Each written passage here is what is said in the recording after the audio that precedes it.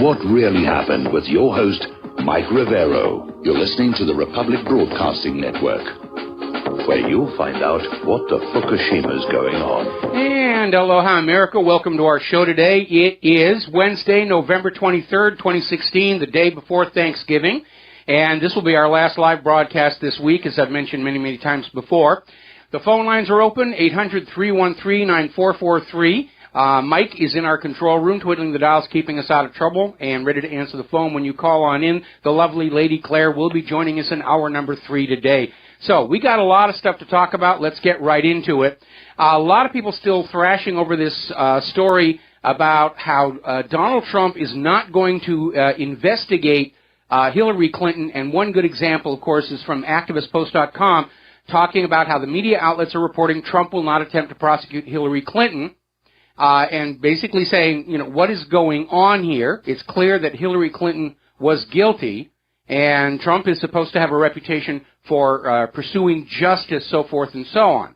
Now then, there has been a complication that showed up, and in hindsight, probably we should not be surprised. It turns out Donald Trump himself never said that. Audio transcripts of the actual interview with the New York Times prove the New York Times took some, shall we put it delicately, liberties. What Donald Trump actually said when he was asked if he was going to pursue criminal investigations against Hillary Clinton, he said, it's not a priority. And that's all he said. He didn't say no. He said, it's not a priority. And the New York Times used that to run the headline, Donald Trump will not investigate Hillary Clinton. Then the rest of the corporate media ran on out to Trump's associates and aides and supporters to get their comments, and they were out there trying to defend that position, not knowing Trump hadn't actually said that. And then the corporate media had all these quotes from all of Trump's people about, oh, he's going to give Hillary time to heal and all the rest of it. And it turned out to be a complete bluff. The New York Times once again took liberties with what was actually said in order to generate the headlines they wanted. What Trump actually said is it's not a priority for his administration, and he's not seeking revenge. Now, that's a far cry away from saying we're going to let these people skate on criminal violations of the law that they've made. To nobody's surprise, following that, Donald Trump has now canceled his next interview with the New York Times. Each side is blaming the other, saying that they're being a spoilsport. What's wrong with those people? But remember, after that blistering criticism that Donald Trump ladled onto the corporate media, they came right on back, loaded for bear. They do not like him. Truth, accuracy, fairness, be gosh darn, we're going to get this man, no matter what. So the Hillary people, and obviously if Trump didn't really say that, then there was no deal being offered to give Hillary a get-out-of-jail-free card if she'd back off, and not too surprisingly, they haven't backed off. The protests are still going. And the Democrats are now back to saying that Trump and Russia rigged the U.S. election, and we've got to go back in and we've got to just, keep counting those ballots over and over and over again until Hillary gets the victory she so richly deserves. And they picked 3 specific states that Hillary assumed she was going to win, Wisconsin, Michigan, and Pennsylvania, and are out there saying, well, obviously somebody hacked into those voting machines and changed the outcome, and already that's blown up in their face because Michigan doesn't have electronic voting machines. They're all paper ballots. And I'm sure somebody from Hillary's team is going to be calling in to say, well, Putin was there with an eraser, and Trump was there with a pencil, and they were changing those ballots. And we are still hearing from parts of the country about how all of a sudden they're discovering boxes of votes that weren't counted on election night. Gee, we don't know how these got to be here in the closet, but we are going to have to count these as well. Already tried it in one state, still came up short. Trump is still the winner there. And now the same people that were demanding Donald Trump accept the results of the election are out there saying we need a recount of all the votes. And here is where there's a problem. There is no way of knowing whether the stored ballots in these states have been tampered with since the election. There's no safeguards whatsoever. Going back to that hacking democracy documentary on HBO, one of the things they showed was Bev Harris was going into one of these election centers where the ballots were supposed to be stored under seal, and she demonstrated the seals could be peeled right off and put back on. Now, the whole point of a seal is if it's opened, it's damaged in a way that you know the box has been tampered with. Whoever ordered these seals ordered them with adhesive that allowed them to be removed and put back on as many times as necessary. Now, over in the Electoral College, 6 Democratic crybabies have signed an agreement that they're going to block Donald Trump from securing the necessary 270 Electoral College votes to become president. And they're out there trying to convince the other electors, don't vote for Donald Trump, don't vote for Donald Trump. And here's why that's not going to work. The Republicans have been saying, well, maybe we could all vote for John Kasich as a compromise candidate. That's never going to work. You're never going to get all the electors to do that. And you're not going to get the electors to give Hillary a majority. So all they can do with all of this game playing is throw the election into the House of Representatives, which is under the control of the Republicans. And all they're doing with all of this talk about Electoral College and protesting and all the stuff going on is they're making it very clear Hillary is still trying to gain the White House through fraud and deception and thuggery and screaming and crying and throwing tantrums. I was over at the supermarket earlier today doing some Thanksgiving shopping, and the Inquirer was up there with a whole slew of stories, one of which was the investigators into the email server scandal are out there saying that they were being blackmailed not to go any further. Now, at this point, if the Electoral College picks anyone other than Donald Trump on December 19th, the American people are not going to see it as a legitimate exercise of authority. They're going to see that the Electoral College knuckled under to the death threats or bribes or blackmail. If they keep this up, they're going to trigger a civil war. But I guess Hillary is the kind of individual where she doesn't care if 90% of the Americans get killed as long as the surviving 10% are her loyal slaves. So, we're going to do a quick shout-out to our on-air affiliates who are just now rejoining the network on this day before Thanksgiving. And we are, of course, again, for those who weren't here at the start of the show, we're taking the next 2 days off to give our control room crew some much-needed rest. We're going to take some much-needed rest. So we're back seeing these anti-Trump protesters. Article coming out of OneNewsNow.com. The anti-Trump college protesters are labeled as totally clueless. They're clearly radical socialists. And they're trying to organize these protests, not just to get Hillary installed as president, but demanding college campuses now become sanctuary zones to protect illegal immigrant students. They're still pushing that globalism agenda here. Story coming out of the Daily Ball, a video has been released proving the protesters that were protesting against Donald Trump in Chicago were bussed in from out of state. This is not a grassroots movement. This is being bought and paid for. A rent-a-ruckus. Now, on the lighter side of things, down in Tampa, Florida, there was a group of anti-Trump protesters marching down the street screaming, we want whatever it is we're supposed to want. I didn't get my script when I got my paycheck. And they happened to pass by an Irish pub, which is a local hangout for Marines. And the Marines, of course, were very much supporters of Donald Trump. And they came on out and they gave those anti-Trump protesters a little bit of a hard time. The police had to be called to put a barrier to keep the Marines from mopping up the streets with these anti-Trump protesters. Another video came on out, anti-Trump crowd chanting, what's better than 11 dead cops, 12 dead cops. And this gets back to something I was saying before when everybody was talking about this being the start of a color revolution. Any protest, any revolution, any group that seeks to change things anywhere cannot do so without the sympathy and support of the public. And apparently these anti-Trump protesters don't understand that. And they're out there committing vandalism, burning cars, beating people up, talking about killing cops. They're not presenting a sympathetic image. They're not going to get any public support for what their agenda is. At this point, they just seem to be scenery, leading to Hillary's attempt to corral the Electoral College or find some other skullduggery to get into the White House. Okay. I have to respond to something in the control room. Now then, getting on to Donald Trump and what he's doing.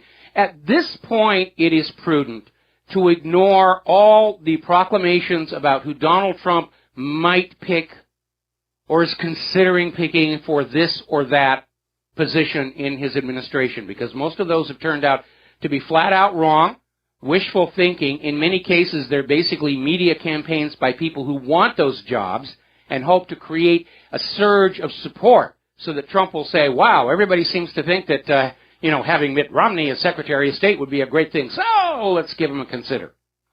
And obviously, I disagree with that.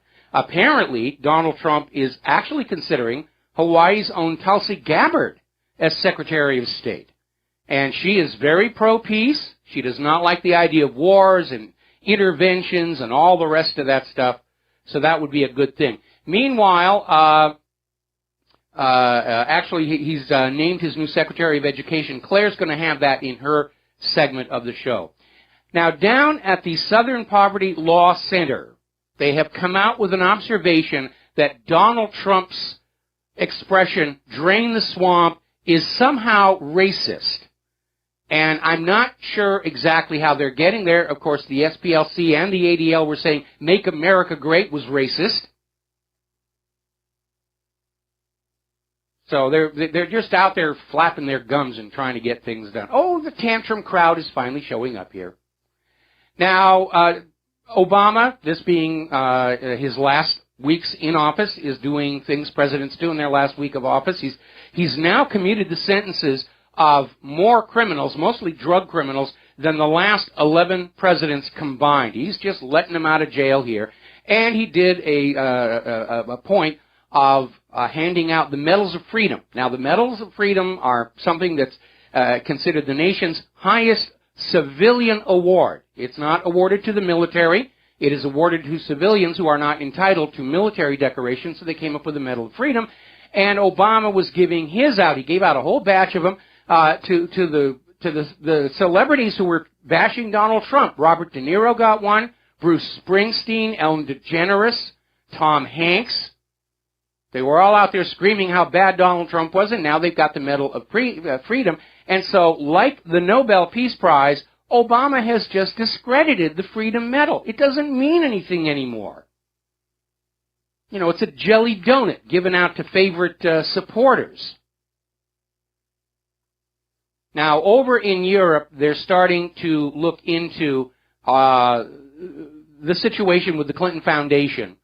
And some of these countries are actually mounting their own investigations about their side of the transaction. And apparently there was a concern coming out of Bern. The Swiss government held an investigation, and as is typical of most government investigations, concluded there wasn't a conflict of interest that we can find, and therefore we're not going to do anything about it. But it has caused a stir. And by the way, donations to the Clinton Foundation from foreign governments have pretty much, at this point, dried up. Now, getting onto the propaganda war, and that's exactly what it is. The European Union Parliament has approved a resolution to counter Russian media propaganda without, of course, documenting why any of it is propaganda. And Russia responded by saying that this kind of a move points to a degrading democracy, and reminding everybody that Russia does not discriminate against Western media when they come to Russia or any of its territories. But there is a war on non-official speech in this country. Over at Bloomberg, who, by the way, is one of the corporate media outlets that was bashing Trump, supporting Hillary, told you Saddam had weapons of mass destruction, Bloomberg actually has an article saying that it's time to revise the First Amendment because fake news shouldn't be given protected speech status. with, of course, the corporate media and the government deciding what is or is not fake. This is a war on the First Amendment right now. Now, Breitbart News has been blacklisted by an ad tech company, supposedly for violating their hate speech rules. This is something we're seeing with all the large online advertisers, is they're severing their relations with any websites that are not towing the liberal, socialist, pro-Hillary line and try and bankrupt us. Fortunately, in our case, Google never advertised on us, so it's no big loss. And we continue to survive due to the generosity of our donors who've been very, very good in supporting us. But that's what's going on. Now, over at Reason.com, there's a very interesting article, and it's headlined, "The Fake Epidemic of Fake News." And the slug line is, "The outrage over fake news is based on fake news about fake news." And they go on in and they do an analysis of the examples that have been held up by the corporate media to show what a danger and a threat fake news has become. And they basically tear it apart, showing that the corporate media is cherry-picking stories from websites that are a little bit less responsible than the major players in the independent media, and then showcasing them and say, see, this is what they're all about. That's like reporting on a black man stealing a car and using it to declare all black people are car thieves, which wouldn't go very far. But they're out there trying to sell the American people on this idea that the American people should only listen to what the government and corporations tell them, and certainly not listen to anything coming from a foreign government or anybody who's not in the employ of the current U.S. government or corporations. But I think the world has a somewhat different view, because an official in the Japanese government has come on out saying that there's no point in making policy based on anything in the American corporate media because they are always wrong. So we're already starting to see the entire world shunning the American corporate media as being untrustworthy and unreliable. And I would remind you all again of that story we had earlier in the program, where it turns out Donald Trump did not in fact say he was not going to have criminal investigations of Hillary Clinton. What he actually said in a New York Times interview was, it's not a priority and I'm not seeking revenge. And the New York Times wrote the headline, Donald Trump will not investigate Hillary Clinton. Everybody else ran with it. Boy, talk about fake news. It really is absurd. Now, turning into the war zones. Oh, and by the way, we're going to be kind of loosey-goosey on the phone calls today, and if you've got something you want to be thankful for, tomorrow being Thanksgiving, call on in with that. I'm certainly thankful that at least so far we have prevented Hillary Clinton from stealing that White House. Obviously, though, that game is still very much afoot. Now, turning to the war zones, 4 more Syrian settlements have now signed reconciliation agreements with Damascus. More and more, Syria is coming back under the control of the Syrian government, and bit by bit, the U.S.-backed terrorists are being forced out. The U.S. is losing Syria as badly as they lost Vietnam, and that's something Obama didn't want on his legacy. We had that writer came out the other day saying that Obama dearly wanted a victory in Syria to go out of office on. Meanwhile, we're still seeing these demands by the U.S. government that Syria create autonomous zones for people to live in, basically forming little tiny countries and breaking up Syria that way. And of course, Damascus is saying, no, we are Syria, we're not going to have autonomous areas. What do you think Washington, D.C.'s reaction would be if somebody came on in and said, well, we think there should be autonomous zones inside the United States where the federal government no longer has any authority? All right, we're going to take a break for commercials, and we'll be right back. And aloha, America. Welcome back to the show here, and we are getting reports that NATO is now training the Ukrainian army in how to commit sabotage. Remember, some Ukrainians snuck into Crimea and kidnapped 2 Russian soldiers. They're going to be put on show trials, trying to provoke Putin, trying to get the war going before Donald Trump can get into the White House. And it's a very, very intense situation. Now, Kiev is threatening to cut off the water supply to the Lugansk People's Republic starting December 1st. This constitutes a war crime, collective punishment.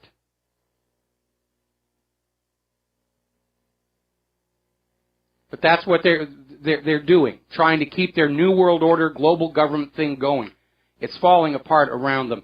Over in South Korea, authorities have raided Samsung, apparently as part of the investigation into allegations of corruption by the president. And basically there's an individual, Park Gyun-hee, pressured the fund to support a Samsung merger. And supposedly in return, Samsung is alleged to have given financial favors to Ms. Park's confidant, Choi Soon-sil. So corruption is running rampant all over the globe. In some countries, it's sort of accepted and tolerated. I don't think it should be anywhere. Now, more and more people are looking at France's upcoming election and coming to terms with the fact that it looks like Marine Le Pen is poised to win, which will be Europe's next big political earthquake. Following Brexit and Donald Trump's victory, it seems like the careful, planned operation of the globalists is starting to fray at the edge, because Marine Le Pen is very much not on board with the EU. Is already talking about having a referendum for a Frexit, should she become president. Now, up in Norway, their third largest city, Trondheim, has now voted to boycott all goods and services produced in the illegal Israeli settlements located in the occupied Palestinian territories. We can expect a horrible Palestinian terror attack in Trondheim in 5, 4, 3, 2, well, soon. Soon here. Okay. All right, we're going to start grabbing some phone calls here. Dustin in New Jersey, aloha, welcome to the show. What's on your mind? Yep, Russia continues buying gold.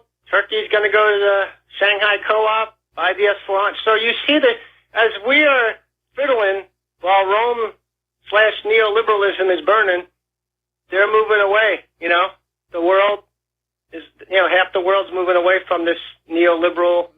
It's not just the neoliberalism, socialism. They're seeing the United States as an empire in decay and decline, and they're trying to de-link from it. They don't want to get dragged down with it when it collapses. It just makes it we're in like a really dangerous situation right now, Mike. We are. You can see how they're antagonizing the Russians still. They're just not going to let up, because this is their whole belief system. They're willing to do anything now. Especially look at the protests. They're not going to stop doing the protests, Mike. They'll block traffic, block commerce. They're going to go all full in, Mike, because there's no other way for them now. Yeah, but it's counterproductive, because these protesters are not presenting a sympathetic public image. They're not going to win public support for their agenda by having a bunch of hired thugs run on out and commit violence in the streets. They're going to alienate the public from their cause. I mean, imagine during the American Revolution if George Washington and Thomas Jefferson had gone into schools and started shooting children. Do you think they would have had the public support necessary for the American Revolution? Of course not. They don't care, though, because they're just going to cause enough anarchy to stop things. And if that don't work, they'll try to kill Trump. And if that don't work, who knows what else they'll do? Start a war with Russia. They're on their last leg, especially with Marie Le Pen. When France or Germany goes, the EU is gone, Mike. It's just going to fall apart. Absolutely, I agree. It's already falling apart here. And do you have more to say? Because we got to take a commercial break. Do you want to hold over? That's it, Mike. Okay, then no, that's it. All right, we're going to let you go here. We're going to take a break for commercials. Back with more phone calls after these few words. And aloha, America. Welcome back to the show here. And before we go back to the phones here, just another mention about the so-called fake news and this propaganda war against Russia. As you know, this list of fake news websites that was put together by this liberal feminist Hillary-supporting professor with 0 qualifications, and she basically got the list from another website. That one kind of fizzled because there was no backing for it at all. There's a new one out now there, a list of the propaganda websites that are confirmed spewing Russian propaganda, and I'm glad to say that what really happened made the team. I'm going to get a little chenille letter and a Letterman's jacket and the rest of it. Okay, we're going to go back to the telephones now. Tim in Wyoming, aloha. Welcome to the show. What's on your mind? Hi, Michael. Thanks for taking my call. I appreciate it. Now, I wanted to mention, you were just talking about the Medal of Freedom. Yes. I happened to catch a little bit of that on C-SPAN, unfortunately, for me having to see Obama's face there. But when I saw the smug expression on his face, it just made me want to throw something through the television. It really did. Mm-hmm. It was sickening to see. And the people and the statements that were being made about people that were being given that medal, which it was Ronald Reagan who invented that, unless I'm mistaken. He was the one who decided for the idea of the Presidential Medal of Freedom.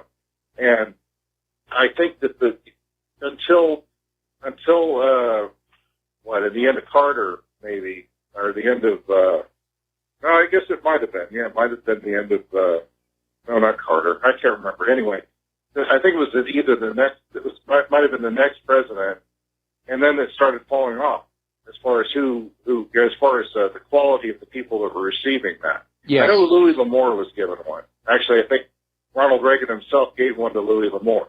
Well, here's my question. Here's my question, okay? What have any of these people, Robert De Niro, Tom Hanks, Ellen DeGeneres, and the rest of them, what did they do that actually increased freedom in this country? That's the question I want to ask. Oh, well, obviously we know the answer to the question. Unless we take the filmography of some of these people, we take their collected spewage of whatever you want to call it. We collect that together and maybe winnow out the chaff.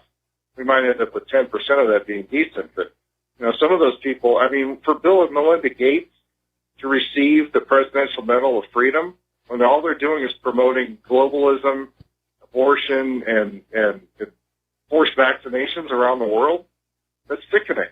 It's I agree. But the expression on I hate to even call the person in the White House right now the president, but that is the title that we've given him. Mm-hmm. But for us to say to that person, we believe that you're correct in giving this to them, it's just, anybody who thinks that that's true is messed up in the head. But I want to say that about that. But then you talk about the fake news. Now, you're aware of who Larry Klayman is, right? Oh, yes, very much so. Okay, Larry Klayman's website is considered to be fake news by Google. I receive his email alerts. I mean, he sends out a plethora of letters. He sends out multiple letters a day, it seems like. It seems like that's all he does is sit and write letters and file lawsuits, which I'm happy that he's doing that. He says, when Google sends me something which has a question mark as far as the address, and it says, we don't know if this is really from him or from someone else, and we can't determine, and I'm thinking, wait a minute, 2 weeks ago or 2.5 or 3 weeks ago, it was perfectly fine. There's nothing wrong with it. It was, you were sending it out just fine just then. Actually, probably pre-October 1st, I should say. Well, for the members of our audience who don't know who we're talking about, Larry Klayman is a lawyer. He works in the public interest. He was founder of Judicial Watch, which has just done amazing work throughout the years exposing government corruption. Larry's gone his own ways down in Florida. He actually had an ironclad RICO lawsuit ready to go against the Clinton Foundation. Unfortunately, had the bad luck to have the case assigned to a Clinton-appointed judge who threw it out of court without even considering its merits. But that's who Larry Klayman is, and he's got a sterling reputation, for just being serious about exposing corruption in our government. And I'm not surprised Google is now declaring him to be fake news because they're trying to protect the corrupt. Right. Well, that was basically what I wanted to say about that, because I think that anybody who if anybody reads the things that he sent out, I mean, if you're familiar with the history, obviously ahead of time, but if you're reading the things that he sends out and he lays it out directly, says this is the lawsuit I'm filing, and these are the facts in the case, and how can anybody find anyone innocent with the facts that he lays out? Is what I'm trying to say. He makes a very good case. He's never gone to court without a case that was basically, rock solid. He's not a reckless, careless person. Sorry, I didn't mean to interrupt you there. That's okay. I was going to say, that when he tried to have papers served on the immediate past Attorney General and the present Attorney General, and also the President and the candidate, the presumed dictatress, if you will, of the country, along with her husband, they denied. They basically stood. It's almost as though they slam the door in the face of the person serving the papers and pretend the person never existed. And that's what I read was that's essentially what had happened, was that they pretended as though they were never served. Yeah. And they've been served. So, I mean, he says he'll continue to fight for the American public, and I hope that that's the case, because if the American public, okay, before I go on about the public's intelligence or lack of, the American public is mostly fed propaganda, as we all know, and if there's even 5% of truth in the news broadcast, it's still skewed, no matter how we look at it. So that's all I wanted to say. Thank you for taking my call. Have a good Thanksgiving. Same to you. Thank you very much. We're going to switch over to Ed in Michigan. Aloha, Ed. Welcome to the show. What's on your mind? Yeah, Mike, I think there's a little bit of a time delay going on here. But the last caller, I had three other topics. First off, Trey Gowdy, I was wondering, what do you think he's going to be doing for the next 5 years? Well, he's going to be doing what he has been doing for the last year until his next reelection, and assuming that he's not ganged up on to drive him out of Congress the way they did Cynthia McKinney, he's going to be a major thorn in the Clinton side, along with Chaffetz, because they're both out there saying they're going to continue their investigations. And now we know that this claim by the New York Times that Trump was going to drop all investigations into Hillary Clinton was manufactured to be the absolute most generous. They misquoted Donald Trump to be a little bit more pragmatic. They basically cherry-picked what he said in order to justify a headline that they were going to put on out there to help destroy Trump's popular support, because a lot of Trump's popular support was coming from people who want the Clintons held to account for their crimes and corruptions. And, if they are getting ready to do some kind of a Hail Mary pass at the Electoral College, the big task between now and then is to make Trump look like really bad and Hillary look really good, so that the American people will say, well, okay, I guess the Electoral College had the best thing in mind. It's not working, again, because all of these anti-Trump protesters are just, they're coming across in the media as thugs.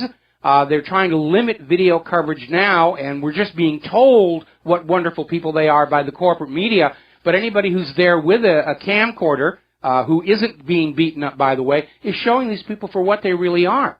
And they're not presenting a sympathetic public image. Well, that's what I'm saying. He's like you. He knows all the right questions to ask. Okay, that's all I got there.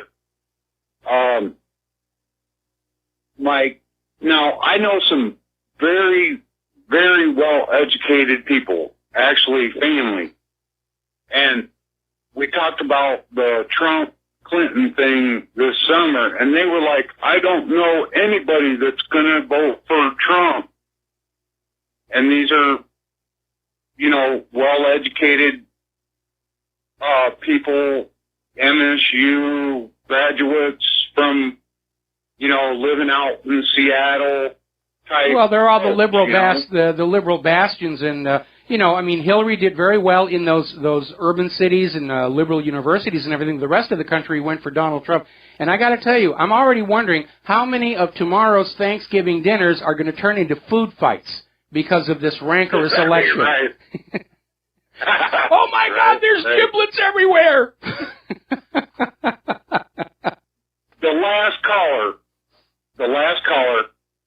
Now, you can have a rock solid case, but if you don't bring it in front of the court under the conditions, we talked about this before, if it's not brought in front of the court, and if you say the wrong thing, they can throw it out. And I'm thinking that's what happened in the Larry Klayman.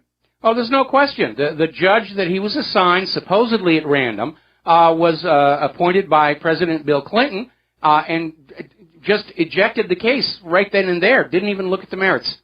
Larry Klayman never even got a chance to present his case. I don't know if he's going to try and refile it in a different venue. But we know our entire system is corrupt from top to bottom. When you look at how corrupt the Clintons are, do you think they appointed anybody to the bench or offices or U.S. attorneys who were not equally as corrupt? But Mike, if it's not, if they see words like back in the Latin language and stuff like that, if words are brought wrongly in front of the court, it makes a total difference in the way the case is going to be handled. Well, there's a few Latin phrases that get used around, but, you know, our courts do their business in English, which is the language of the land here. But again, in this Larry Klayman case, the RICO case against the Clinton Foundation, the judge didn't read the case. He just said no and threw it out. That's it. Anyway, Ed, gotta let you go. Okay. You had one more topic about John F. Kennedy? Oh, yeah, But real quick.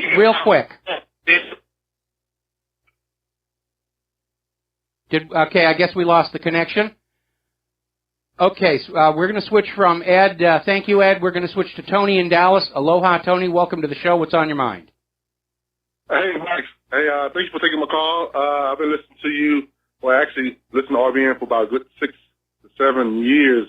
I think you maybe left once or twice. But I'm glad you're back. Usually listen to you guys overnight because I drive, but I said, you know what, I'm going to have to get in on this conversation, get up out of bed and get on this conversation. But this thing about the fake news, you know, have you heard of the National Enquirer? If that ain't fake. Well, National Enquirer used to be fake. They were down on the level of the Midnight Sun. But about 18 years ago, I think, they ran a story about Carol Burnett. And up until that point, most celebrities, when they were written about in the Enquirer as doing something they hadn't done, they kind of shrugged it off, and the attitude is even bad publicity is better than no publicity at all. But Carol Burnett sued and for defamation, and she won. And ever since then, even though the National Enquirer still has its audience in the sleaze and the scandal and all the rest of it, they actually have gained a reputation for fact-checking their stories because they don't want to get sued again. So even though their public image is definitely that of a yellow journal, generally the facts that are presented in there do check out. Okay. Well, hey, I love Carol Burnett. I grew up with her, and I do stand corrected. Yeah, well, you know, she's a wonderful lady. I had the pleasure of meeting her when I worked at CBS Television City, and she is every bit as nice in private as she comes across in public. All right, Mike, that's all I have. All right, thanks an awful lot. We're going to let you go and get back to the news. Let's turn to the economic news. One of our callers before had mentioned this briefly. Russia is on a gold buying spree, and they spent more in October, the most they've spent for gold purchases since 1998. They are just grabbing gold as fast as they can because they know what is coming with the paper computer currencies out there. We're hearing sort of rumblings around the COMEX that they are running dangerously close to default. And they're out there saying that, no, we're not going to default for the deliveries that are due in December, but the numbers are getting very, very close, and they're getting very, very nervous. And it is a reminder that if you are going to invest in precious metals, and it's a really good idea, especially as the war on cash escalates, you want the physical metal under your own control, because the paper gold is leveraged hundreds to one. That means that for every 1 ounce of real deliverable gold, there are paper contracts for a couple of hundred ounces. When the gold run actually happens, most of those paper contracts are going to be utterly worthless. You know, you can frame them, hang them on a wall as a reminder not to be so stupid next time around. But it's all paper illusion. Now, getting back to the war on cash, there's an article over in Patriot Rising pointing out what everybody already knew. For non-bankers, the war on cash is a disaster. Over in India, where they've really started pushing forward with the war on cash, and you're only allowed to have little tiny small denomination stuff in your pocket and everything else has to be in the bank, it almost locked up the entire economy. But the goal of the war on cash, it's being sold to you that we're gonna stop the drug trade and we're gonna stop money laundering and black market. Nonsense. The money launderers have already figured out another way to game the system. Everything that was going in and out of the Clinton Foundation or the place down in Panama was being sent in and out electronically. They're not actually carrying bags of cash. They already know how to game the system. This is about forcing us to be dependent on the banks to hold our money, just like we're being forced to be dependent on the cloud to hold our data, to keep us under control, to prevent a run on the bank. Because when the banks start to collapse, and they will, you're going to run up there and say, give me my money, and the banker's going to say, we can't, there's no cash anymore. You have to leave it in one of our banks. We'll be right back. And aloha, America. Welcome back to our show. We're going to go back to the phones. Steve in Texas. Aloha. Welcome to the show. What's on your mind? Hey, I'd just like to wish everyone a very happy Thanksgiving. Have a very safe and wonderful holiday, okay? I'd like to talk about the cashless society. It's never going to happen because the powers that be can't sell their dope, their heroin, their meth, their cocaine, and other pills on the side unless they have cash. And that's just the way it is. Well, obviously, So that's a factor that's working against the cashless society, but, obviously they're not in agreement. The bankers, who, yes, they're laundering drug money, are looking at the reality that if there's a major hiccup, people are going to be banging on the doors and wanting the cash out of their savings accounts, and it's not going to be there. So one advantage of the cashless society is you can't take your money out of the bank. You know, it is locked in there, and if the bank collapses, you lose everything. And by the way, the laws have been changed to make that legal. The Congress, I think it was 2 years ago, passed a law that legally redefined a bank savings account holder as an unsecured investor in the bank, meaning the bank can now drop its losses on the savings accounts holders, and they can't do a thing about it. And if you have a cashless society and the bank starts dipping into your savings account, you can't close the savings account except to transfer it to another bank. And if they're in trouble, they're going to dip into it. And again, it's this enforced dependency. We're being forced to depend on the banks to hold our money for us. We're being forced on the cloud to hold our data. And that enforced dependency is a system of enslavement. Yeah, and that's absolute. But here's another thing that may be a little weird on the side on this. You know, a lot of these religious people talk about, the cashless society has the mark of the beast and whatnot and stuff, okay? Mm-hmm. I'd like to make something completely clear, okay? The mark of the beast is already here. It's called 501c3 churches, okay? You can go anywhere with that you want, all right? But there's always going to be cash, one way or the other. People will just invent their own. People will invent their own. That's right. There was a story. I've already done that. I barter all the time. I pay as very little as I can for anything, but I'll do services for other goods that I need, and it works very fine, although I still do have to earn money, unfortunately. Yeah, you do here. The government is actually trying to outlaw barter because they can't tax it. There was even an attempt to ban yard sales because that was commerce taking place that wasn't paying sales tax. That's never going to work, especially where I live. If you were to live in my area, it would never work. Well, same here. There's an enforcement problem. There's an enforcement problem. Steve, got to let you go. Got to do a station identification. All right. Back with more phone calls after these few words. And aloha, America. Welcome back to our show, hour number 2. The phone lines are open, 800-313-9443. And before we go back to the phones, I got to hit a couple of news stories. Now, everybody was talking about, Hillary's screaming, Russia hacked the elections, and they're portraying Hillary as a sore loser, desperation on the cusp of madness. So now they're trying to take the focus off of Hillary, asking for a recount, and they persuaded Jill Stein, the candidate from the Green Party, to file for recounts in Wisconsin, Michigan, and Pennsylvania.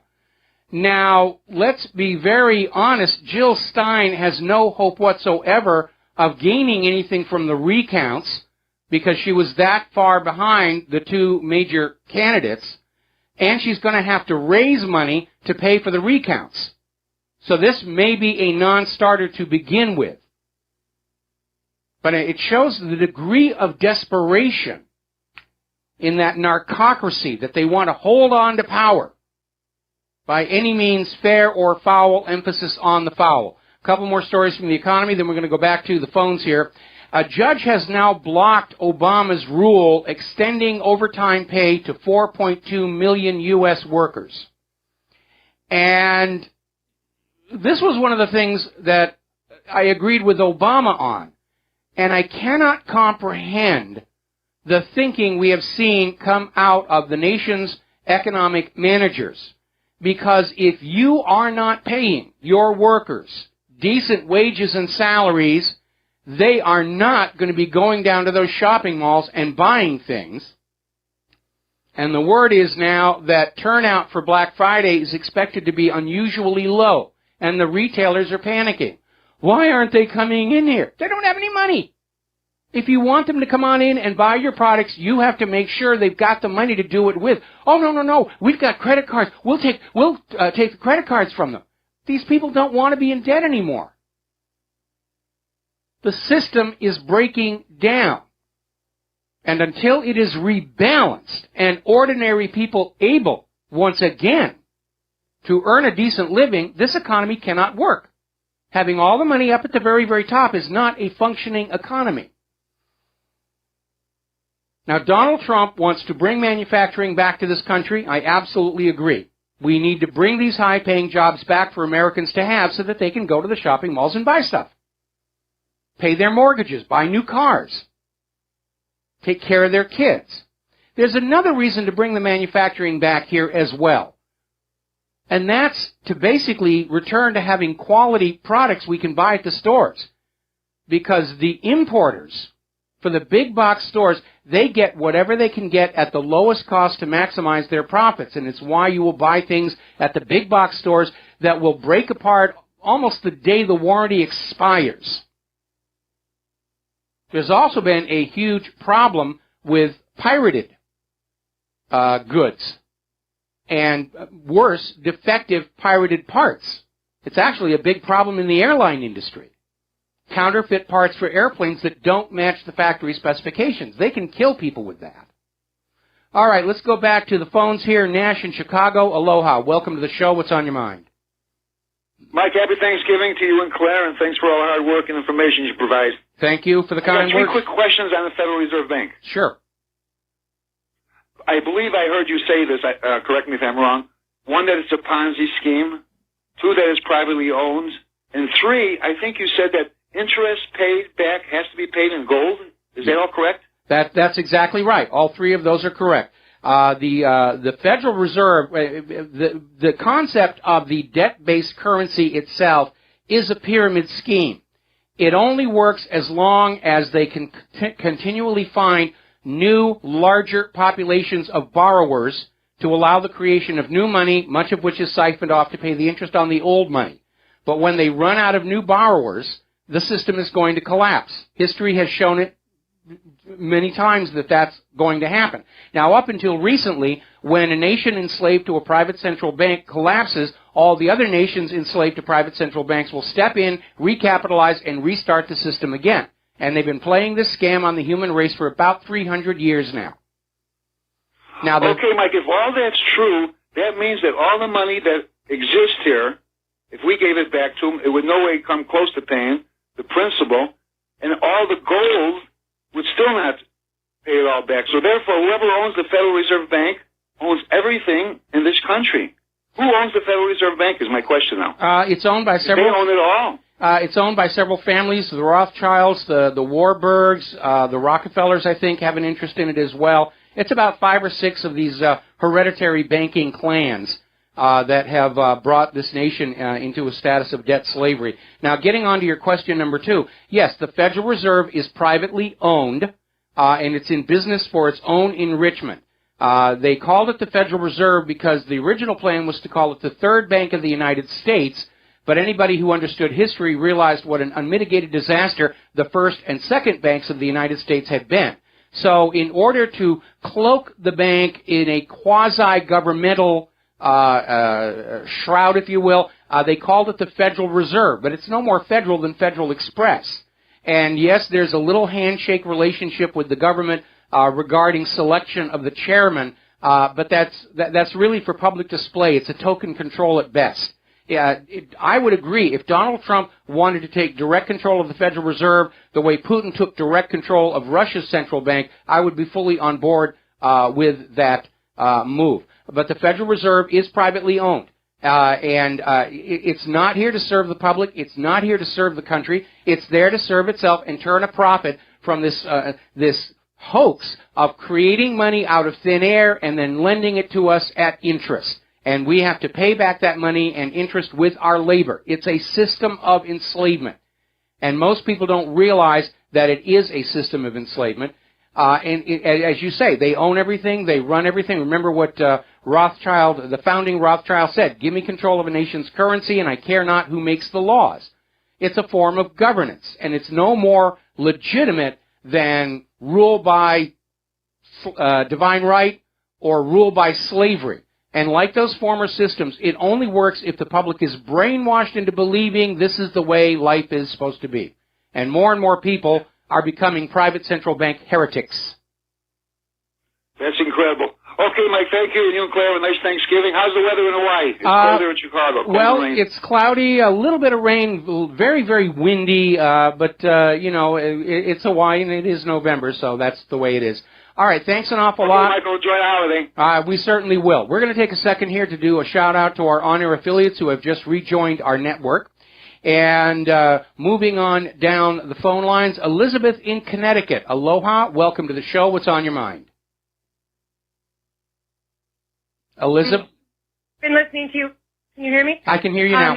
Been listening to you since about 2005. You're great. Here I am doing Thanksgiving dinner preparations and listening to one of my favorite radio shows. Actually, what I want to say really harkens back to the previous caller because he's talking about the Federal Reserve, and I wanted to talk about the global elite and also about the alt-right.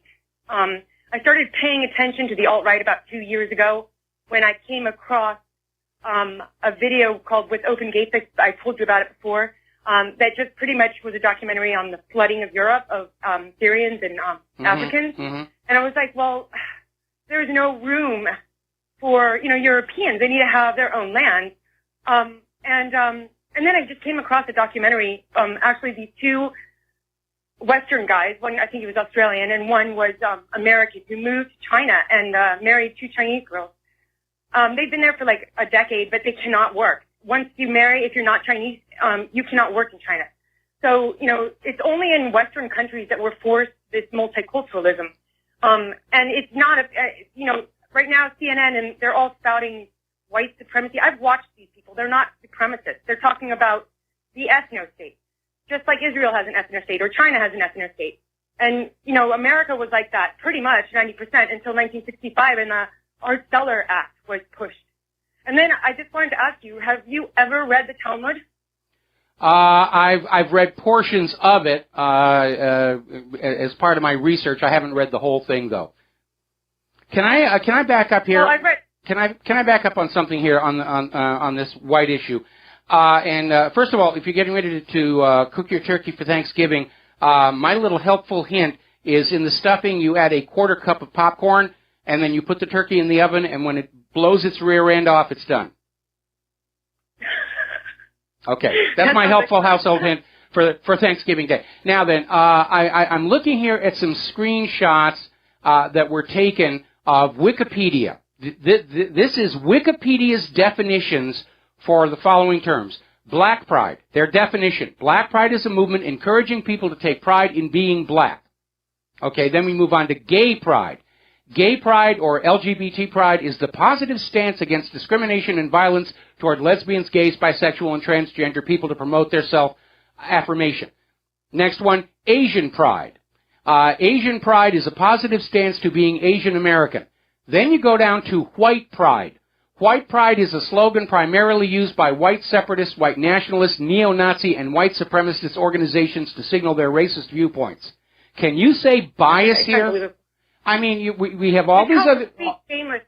We have all these groups like, blacks are told to be proud that they're black, and Asians be proud you're Asian, and gay be proud that you're gay. And I don't have a problem with any of that.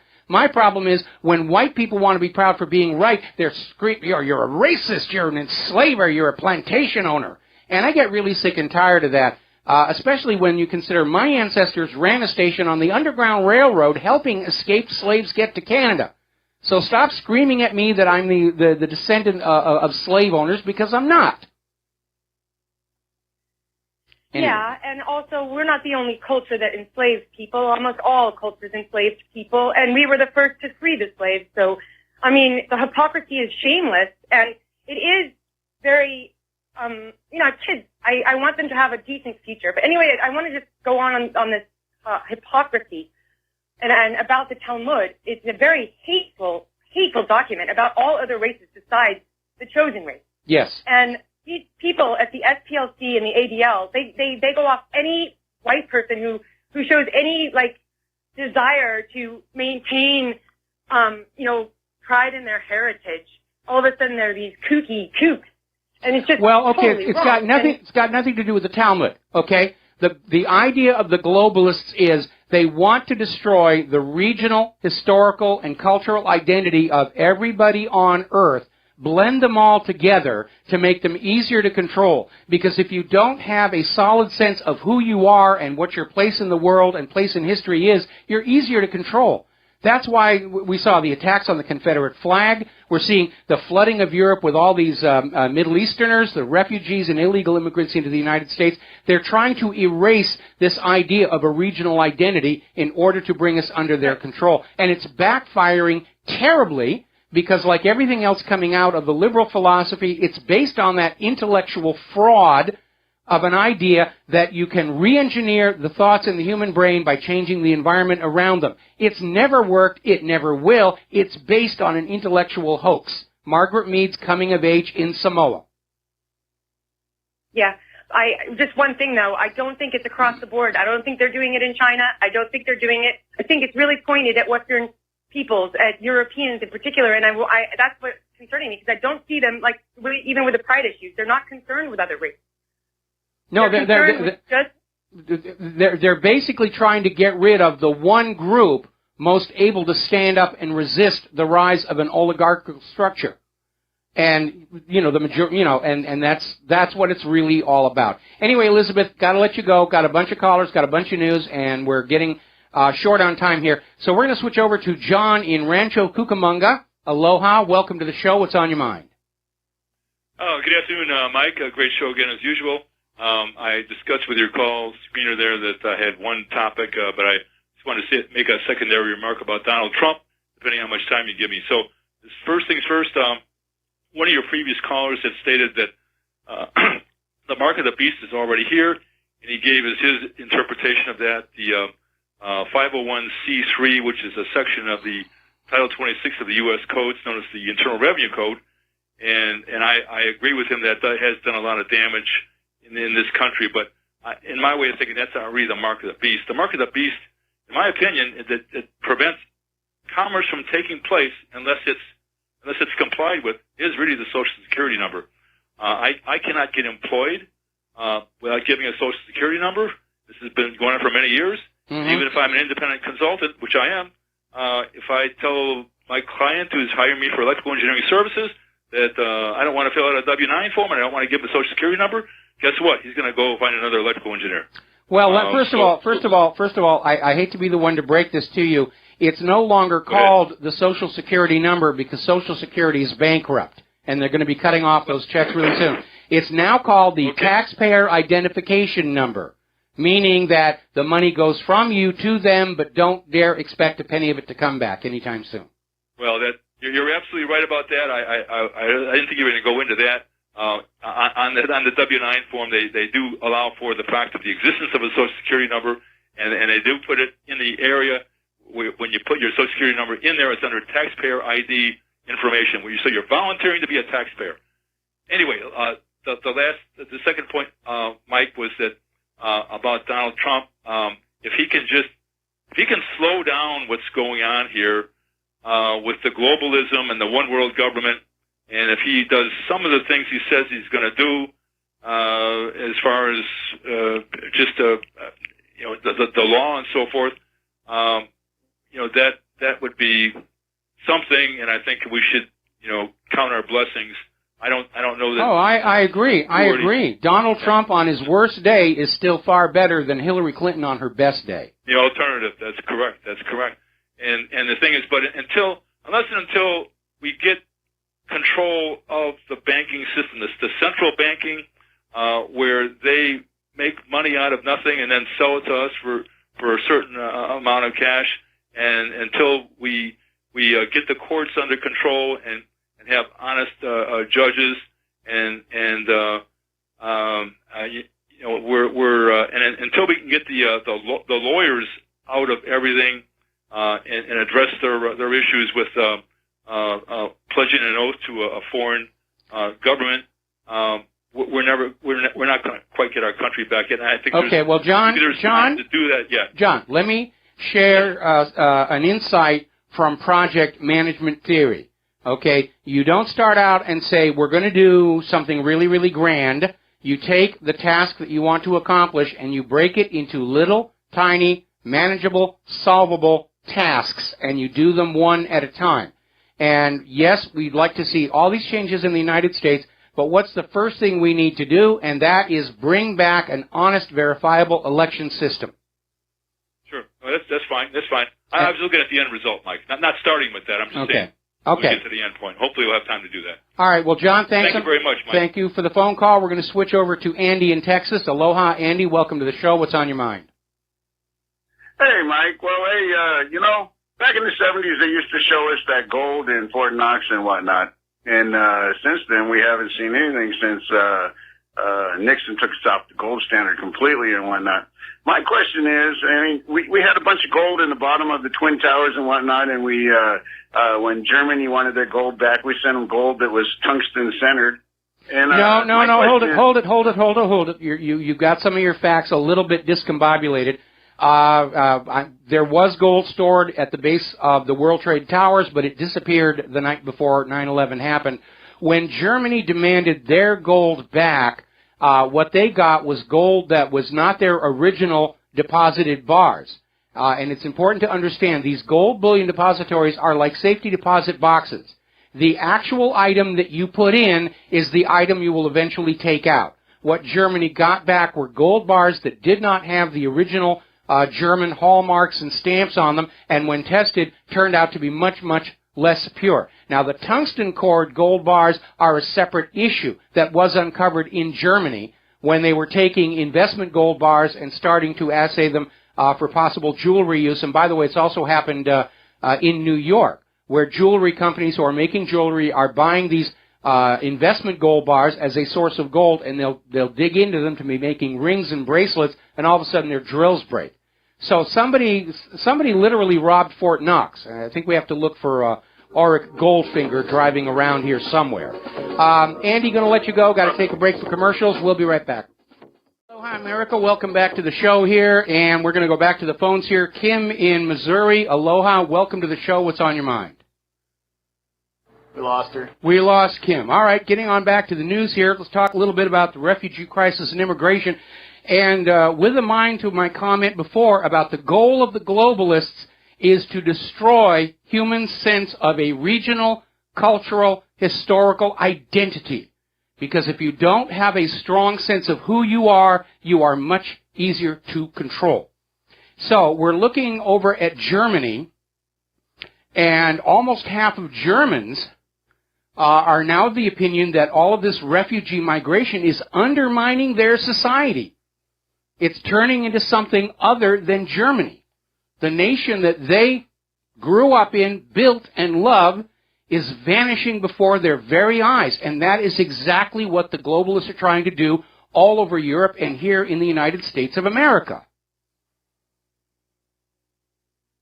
And in these last few weeks of Obama's administration, they're keeping the gates wide open and continuing these various abuses.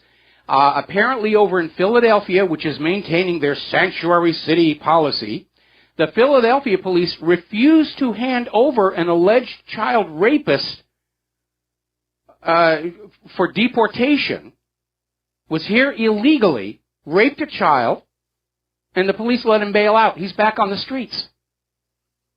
I have to wonder at what point the citizens of these various sanctuary cities are going to have had enough and start marching on City Hall and say, this city belongs to those of us who live here and work here and built this place,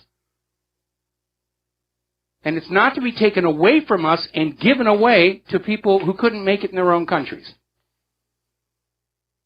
And that's the reality of what's going on here. They have been surveying all these refugees coming into Europe. Only 13% of them are coming from the war areas. Everybody else is just taking advantage of the open borders to come up into Europe and get free stuff. Now, down in Nassau County, Florida, a sheriff's deputy, Eric Oliver, was struck by a vehicle full of illegal aliens that was running from Border Patrol agents on Tuesday. If we didn't have this open borders policy, he would still be alive today. Now, earlier in the week, we mentioned how the Department of Homeland Security's Inspector General mentioned that some blank green cards have gone missing and expressed concern that these cards could be used to allow criminals and illegal immigrants and terrorists to remain in this country. Well, it turns out the problem was a little bit bigger than they let on, because now they're acknowledging it's 200,000 blank green cards have vanished, and that's 200,000 illegal immigrants, criminals, and terrorists who are going to be walking around the streets. Meanwhile, in all of these sanctuary cities across America, we're seeing crime skyrocket. And it's not just here in the United States. Over in Austria, they're seeing a significant rise in criminal complaints made against the refugees. I love that video we had earlier in the week where 60 Minutes went over to Europe to make a positive video about the refugees. And wow, wasn't it wonderful having all this multiculturalism come on in? And they got attacked and beaten up by the refugees.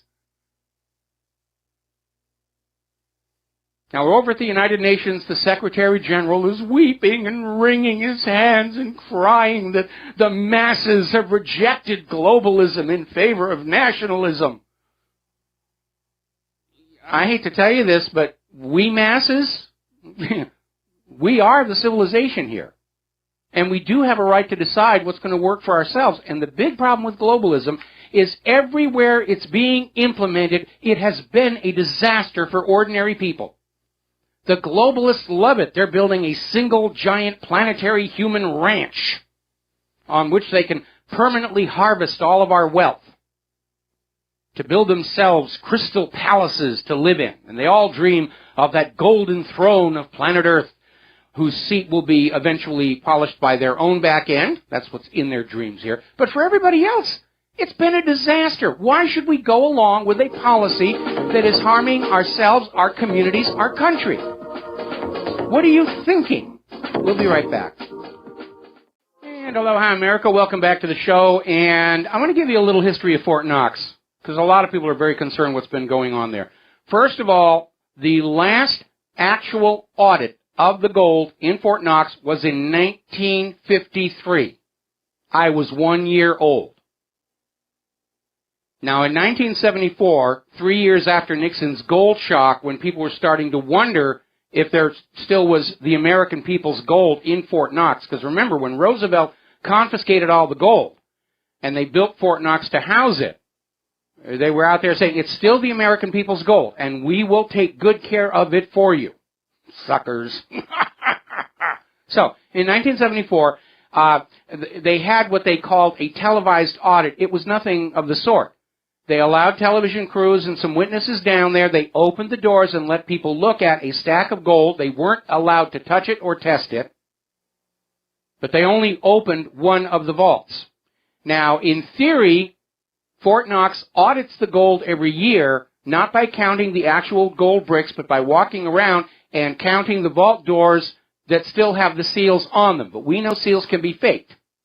And interestingly enough, 7 of the last 12 of those audit reports are missing. We found that out during a Freedom of Information Act lawsuit.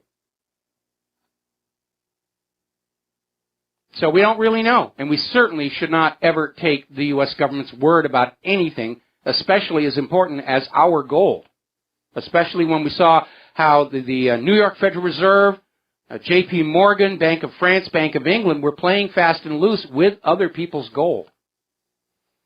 You know, a few years back, I got to do a couple of segments on History Channel's America's Book of Secrets, and one of the segments was called The Gold Conspiracy. And when it came on out, we were all denounced by all these financial writers. How could you even begin to say that we're not being trustworthy with other people's gold, and you know, that there might not be gold in Fort Knox? And over the last several years, it's come on out. Everything that we had in that show has been verified and vindicated. Gold prices were being fixed, along with LIBOR and everything else. Tungsten cord gold bars. How do we know that everything that's in Fort Knox isn't really gold-plated tungsten? Unless somebody goes down there, counts the bars, and runs an ultrasound test. We don't know. We're just asked to blindly trust the government, and that, of course, is the biggest mistake anybody can make. Now, moving on, you remember what I said about the anti-Trump protesters not putting out a positive public image to gain any kind of support? Over in Chicago, there was a video about how these 4 men beat up an elderly supporter of Donald Trump, left him on the ground, and stole his car. You know, oh, we're doing this for love and Hillary and all the rest of this other stuff. Well, the good news is, apparently the 4, identified from the video that was shot at the scene, have now been arrested by the Chicago Police Department. Boy, if there's any group that ought to be sent over to that torture center the Chicago police were running, it's these 4. And let's find out who put them up to it. Okay. Now, getting into Brexit. Hang on just a second, because somebody just sent me a story. Apparently, Dallas is now on the verge of having to declare bankruptcy. Their pension plan is $7 billion short of meeting its obligations. They need $1 billion right now just to stay current, and Dallas' annual budget is only $3 billion. And this gets on back to that mortgage-backed security fraud on Wall Street that made all these Wall Street people insanely rich, and nobody went to jail for any of it. Because when they were putting together these mortgage-backed security bundles back in 2007, 2008, they were hot items. Everybody wanted them. Wall Street's pet rating agencies rated these bundles all AAA, which made it legal for pension plans to invest in them. And pension plans did. And then the whole fraud collapsed, and pensions all over America were defunded. And nobody has the courage to stand up and say, this is the fault of the guys on Wall Street. Instead, cities are being driven into bankruptcy, or the managers of pensions are saying, oh, you guys, you're living too long. You were supposed to die 6 months after you stopped working for us. What is this getting into old age thing? If you're a loyal American, you'll commit suicide as soon as you're no longer useful to the corporations. Yes. Have faith and you'll be renewed. That's a reference to Logan's Run, the original movie, where you were only allowed to live to 30 years old. And after that, well, you were just too old to be of any use to anybody, and poof, you're gone. So getting on back to Brexit, we are hearing now that Virgin Group chief Sir Richard Branson is back-rolling a scheme to find some way to stop the Brexit. This is from a leaked memo. And they're going to bring back phony Tony Blair, the guy who lied Great Britain into the war in Iraq. They somehow feel that he's going to be the voice that will rally the British people to remain the slaves of the European Central Bank and let Brussels tell them how to live their lives. It's amazing here.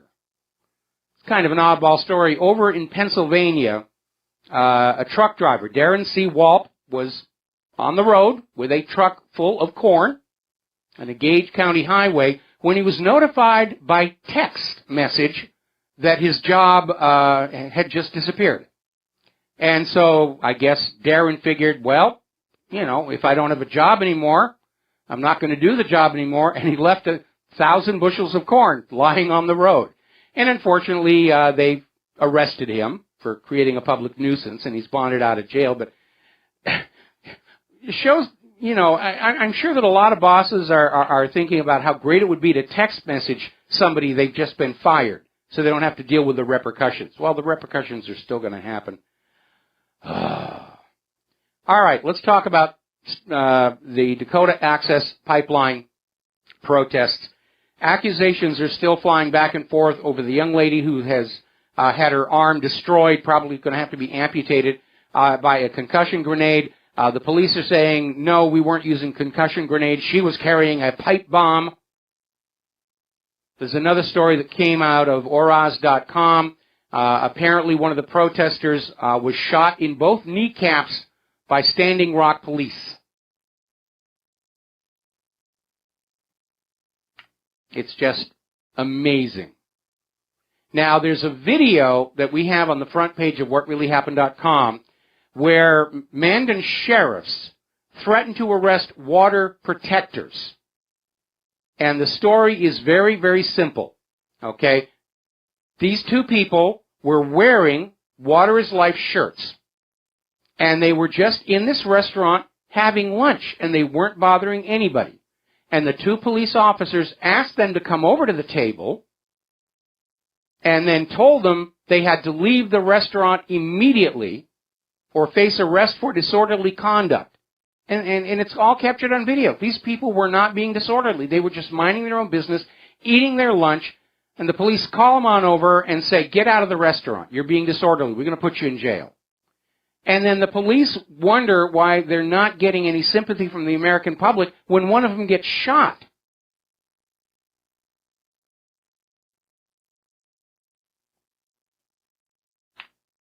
I think what is going on is that too many entities, organizations, whatever, are absolutely convinced that they can control their public image through that corporate media because they have in the past. But they can't anymore. First of all, because nobody trusts the corporate media anymore. Last poll I saw, only 6% of Americans trust that corporate media. And people are shooting their own videos, they're going viral, and we're seeing what the reality is. And so if the police want a positive public image, the police in public have to create it. They can't just hire an ad agency or a public relations firm to plant some news on the TV set to remind everybody how great they are. That doesn't work anymore. Not in an age where police brutality is instantly transmitted all over the country. Now, hopefully, this is going to calm things down. It could go the other way. But hundreds of U.S. military veterans are now heading to Standing Rock to defend those Dakota Access Pipeline protesters from the police brutality. And so they're basically going to have literally an army of bodyguards. I hope the police will stand down. But again, we live in a country where corporate profits are the top priority. That's what we're going to do. By golly, that's what we're going to do. We're going to make the corporations rich, and who cares what the people think? Do you know how ironic it is where tomorrow we're going to be celebrating Thanksgiving about how our ancestors first came to this country and they had that hard winter and they were saved because the Indians took such good care of them. And at the same time, we've got the police up there in North Dakota trying to kick these Native Americans off their land. It is their land by treaty in order to run an oil pipeline through that is a serious threat to their drinking water supply. Can you see the irony of that juxtaposition of historical events? You know, we'll make a big deal about the Indians for Thanksgiving Day, but, you know, in the real world, just get rid of those people.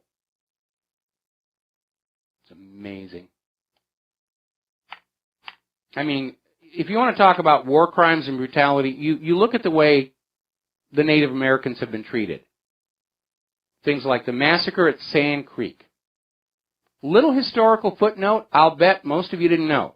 The massacre at Sand Creek was led by a Methodist minister. God wills it! God wills it! Kill him! Kill him! Doesn't the Bible say thou shalt not kill? Well, it doesn't apply here.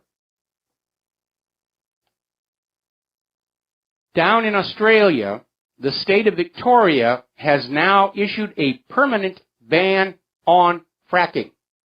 Good for them. Now, here are the unpleasant realities. Here in the United States of America, fracking has caused a huge amount of damage, contaminated drinking water supplies, killed the fish in lakes, ponds, and streams, triggered seismic activity all over Oklahoma and nearby environs, may have triggered the quake that damaged the Washington Monument, and they're not actually getting the volume of oil and gas out of these wells they thought they were going to. During that oil price war with Russia, the fracking companies were losing money. Some of them actually went out of business. It was a harebrained scheme, and it did not work. Now, a couple of computer stories, then we're going to take a phone call here. Skype has been down this morning for much of the United States, primarily in the northeastern states. Fortunately, obviously, since you're hearing my voice, we are able to Skype from Hawaii to Round Rock, Texas. But most of southern England, Spain, Japan, and Ecuador were having problems, as well as Moscow and St. Petersburg in Russia. And I have seen that on the Internet, there are all kinds of weird routing issues getting packets to and from the mainland. We were having some issues with that earlier in the day. Thankfully, it seems to have gone away. Now, as you know, one of the primary targets of ransomware are hospitals. And the thinking is very simple. They will pay the ransom right now, and they'll do it very, very fast, because without those computerized records, they don't know how to treat their patients. They could actually kill somebody with the wrong treatment or medication. And apparently one of the Trojans that targets U.S. healthcare organizations avoids detection by going to sleep for prolonged periods after the initial infection, so security scans don't pick it up in operation. And this article I'm looking at is saying the healthcare sector has been disproportionately targeted. Of the top 20 most affected organizations, of the highest number of infected computers, 40% are in healthcare, because they know they'll pay the ransom rather than risk harm to their patients and the inevitable lawsuit. And where's the NSA when all of this is happening? Weren't they supposed to be protecting our nation's computer infrastructure? Or are they behind the ransomware? Is the ransomware like civil asset forfeiture, another way for a desperately broke and hopelessly in debt government to pillage its own population? We're going to go back to the phones here. Fran in Washington State, aloha. Welcome to the show. What's on your mind? There you are. If there was a little glitch, can you hear me? I can hear you now. Okay. You're so quick. I'm calling for a comment on the Dakota Access Pipeline and the protectors and Donald Trump. I listened to you faithfully. I voted for Trump. I think he's got a lot of right ideas, but I'm begging, please don't start your administration by running roughshod over the Sioux people. Something came across my desk the other day that somebody hollered at one of the water protectors and telling them to go home. I believe that land has actually been their home since before Columbus. Well, yeah. And if you saw 2012, before they were actually going to take off on these arcs and the tidal wave is coming, and they closed the door on all the Chinese workers that built the things, and, you know, there was climatic scenes where, you know, don't start this new world by shutting the door and killing an untold number of Chinese that built these things. And then they open the doors and da-da-da-da-da. But it's like that with Trump. I mean, please, oh, please work with the tribes. The narcocracy has ridden roughshod over all of our environment for way too long.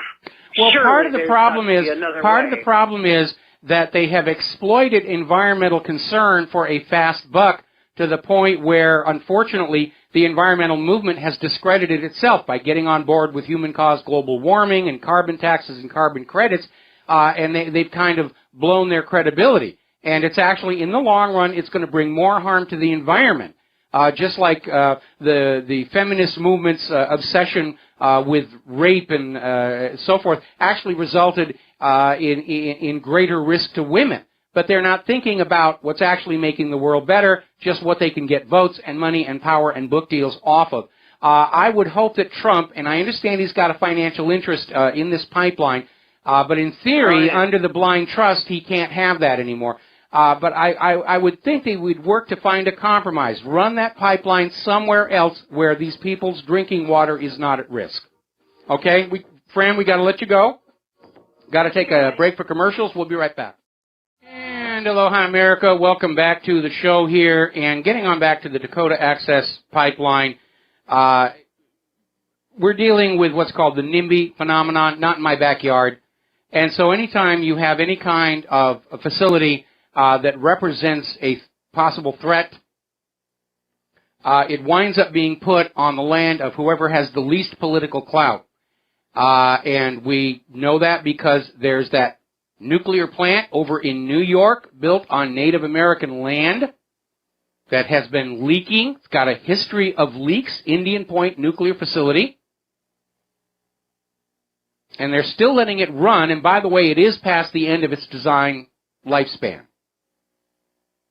So, now then, getting on back to computers. Apparently there is a malware attack against ATMs that's been spotted by Kaspersky, where apparently ATMs, when there is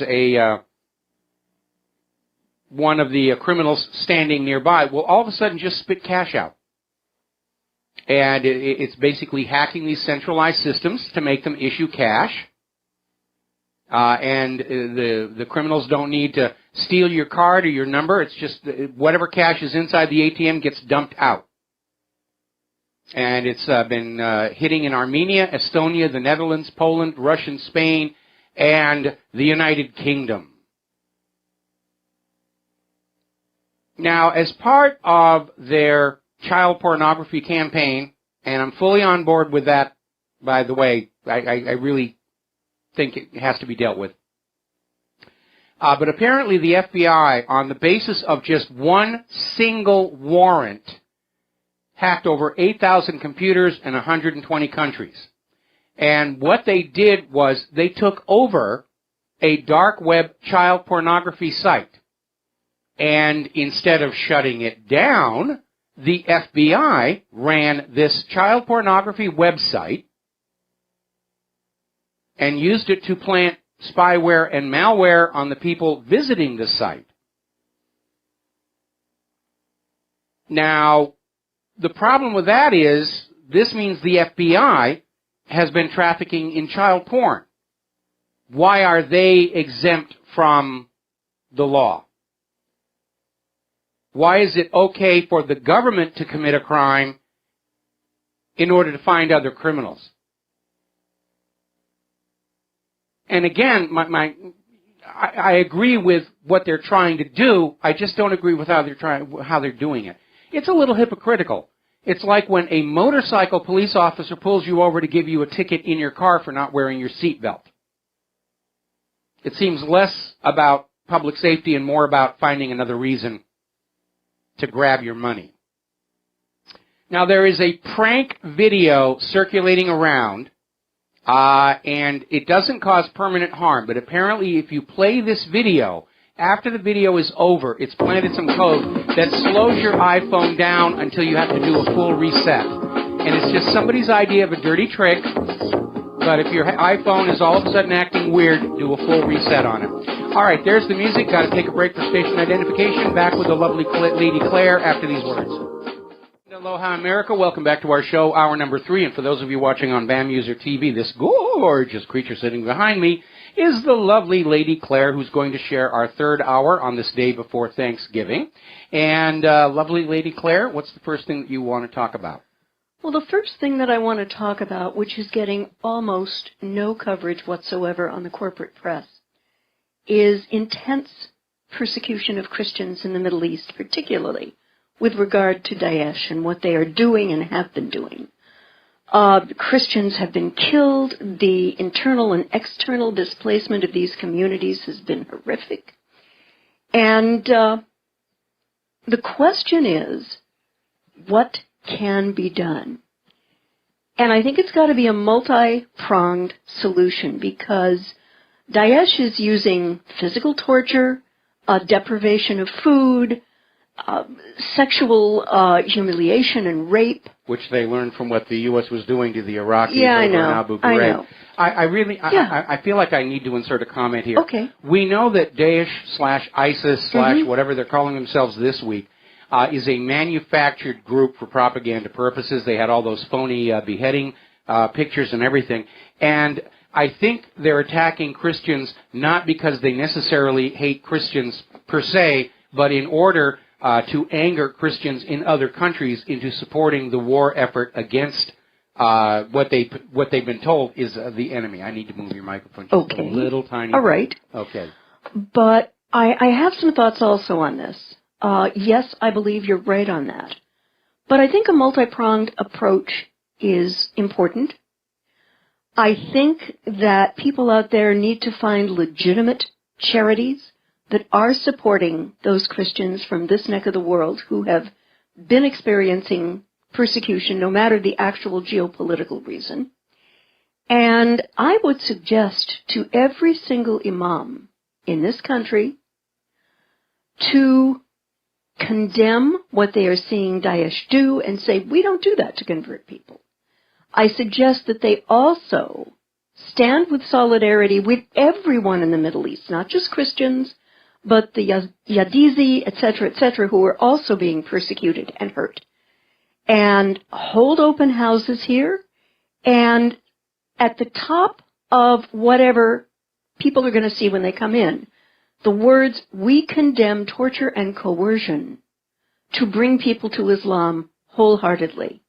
I think that's also going to give Americans a little better perspective that Islam is not monolithic, just like Christianity or Buddhism or Judaism is not. There are good people and bad people and all of these things. Part of the problem is that a lot of Muslim imams have made public statements denouncing torture and persecution, but our media chooses not to report on that in order to present an image of Muslims as somebody we must make war on, while, of course, the globalists and pro-refugee people are out there saying, no, Muslims are really good people, and it's a clash of two different agendas just banging into each other head on. Well, then I would suggest that the independent media start talking to these communities here in the United States and saying, what is your philosophy on conversion?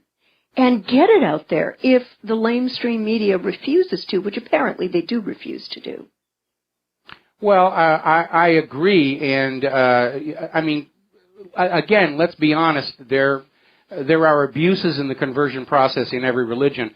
I remember when I lived in Southern California, long before I knew this lovely lady, there was this group called the Children of God, and they were extremely violent. And there were several cases, and this actually happened to a young lady that I had been dating at the time. They would literally grab people off the streets and try and brainwash them into their particular version of Christianity, and those that they couldn't brainwash disappeared. And the conclusion by the authorities was that their bodies were out in a shallow grave someplace in the Mojave. Wow, that's pretty scary. And I'd also like to recommend a little bit of reading for our listeners and our viewers if you've never seen it. It is the poetry of the first Gnostic saint of Islam, who happened to be a gal, Rabia al-Basri. This woman had every reason to not really be excited about religion, born dirt poor, was a slave, but her master gave her her freedom, and she wrote some of the most beautiful love poetry to God. In fact, you could probably, if you put it side by side with Clara of Assisi's love poetry to God, you would have to think these gals were kind of on the same page here when it came to love of their perception of God. And I commend it to you highly. You can find translations online. But again, Islam is not monolithic, just as Christianity, Buddhism, or Judaism isn't. You've got violent, and you have people who would never hurt anyone, ever. And again, I think our Muslim community needs to come to the independent media and say, hey, this is what we're about. We're not going to hurt anybody. I think that's really, really important, particularly right now. I absolutely agree. Yeah. We're going to take a second to do a shout-out to our on-air affiliates who are just now rejoining the network. And if you're curious, the second voice you're hearing is the lovely Lady Claire, who is spending the third hour on this day before Thanksgiving. My attitude is good people are going to do good things.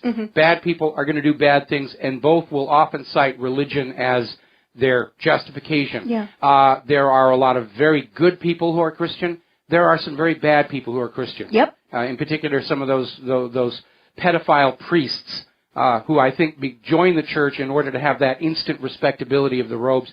The same thing with Jewish people. Some of them are real sharks, like Bernie Madoff. And then I can't help but think back to this wonderful person I knew in Hollywood, Renee Valente. Oh, she was a sweetheart. She was an absolute champ. Yeah. And the same thing with Islam. There are fanatics. A lot of them are being encouraged by covert U.S. programs and supplied by covert U.S. programs. But the vast majority of Muslims are just as peaceful and calm as the vast majority of Christians and Jews. I agree. That's just the way it is. It's the few extremists that are fodder for the propagandists. I absolutely agree. I'd like to sort of bop on over to Germany right now. Go ahead and bop. But don't deny the Holocaust. They just threw that 88-year-old grandmother back into prison again. May I have a drum roll, please? Okay. Chancellor Angela Merkel has declared war on fake news as Europe brands Russia's RT Sputnik as dangerous propaganda. And, of course, she's echoing the U.S. Yes, of with course this whole fake news thing, not to be confused with Brian Williams, who was lying through his teeth for years on primetime TV. You mean he wasn't the first man on the moon? Okay. German Chancellor Angela Merkel warned on Wednesday against the power of fake news on social media to roil the establishment and spur the rise of populists after launching her campaign for a fourth term. Speaking in Parliament for the first time since her announcement on Sunday that she would seek re-election next year, Merkel cautioned that public opinion was being manipulated on the Internet. No. And that's our job, gosh darn it. No, Chancellor Merkel. People are finding... Merkel is out there trying to dig up Goebbels. for some advice. Yeah, sort of channeling that. Yes. Unfortunately, people are finding truth with the alternative media presented online, and they're beginning to realize the degree to which they have been propagandized by both their governments and their prostitutes. And the corporations. Yeah, and the corporations, for example. Consider the following reported at GatsenInstitute.org last August. Germany's migrant rape crisis has now spread to cities and towns in all of 16 of Germany's federal states. Germany now finds itself in a vicious cycle. Most of the perpetrators will never be found, and the few who are frequently given lenient sentences. Only 1 in 10 rapes in Germany is reported, and just 8% of rape trials result in convictions, according to Minister of Justice Heiko Maas. Well, I mean, they've gone even further than that. The EU is demanding that when a refugee commits a crime, the fact that they are a refugee is not to be reported in the media. Mm-hmm. They'll just, an attacker did this horrible thing, and that's all the public is supposed to know. And it gets worse. Yes. Up to 90% of the sex crimes committed in Germany in 2014 do not appear on the official statistics, according to Andre Schultz, the head of the Association of Criminal Police. And apparently, this guy's got sand. He's gone on record and said that there are strict instructions from the top not to report offenses committed by refugees. It is extraordinary that certain offenders are deliberately not being reported about, and the information is classified as confidential. High-ranking police officer in Frankfurt was quoted in Bild. Now, I got to tell you, Mike, if I were a German woman right now, I would be lining up for whatever self-defense courses were available and get all legal training possible in all legal modalities to prevent this from happening to me. Oh, gun sales across Europe in those countries where they're still allowed to have guns. Gun sales are through the roof. Same thing here. And if I were a lady in Germany, I'd be traveling with other gals who hopefully had also been my sister participants in these self-defense courses. And Chancellor Merkel has got to realize that this is a reality for many of your German sisters. This is not fake news nor any kind of a conspiracy theory. And that is why, or one of the major reasons, that her candidacy this time is going to fall flatter than a fritter, because she and the rest of the German government have allowed this situation to get so bad. Oh, yeah. It is. And again, this is all coming out of George Soros and the New World Order people, and Angela Merkel has been fully on board with it.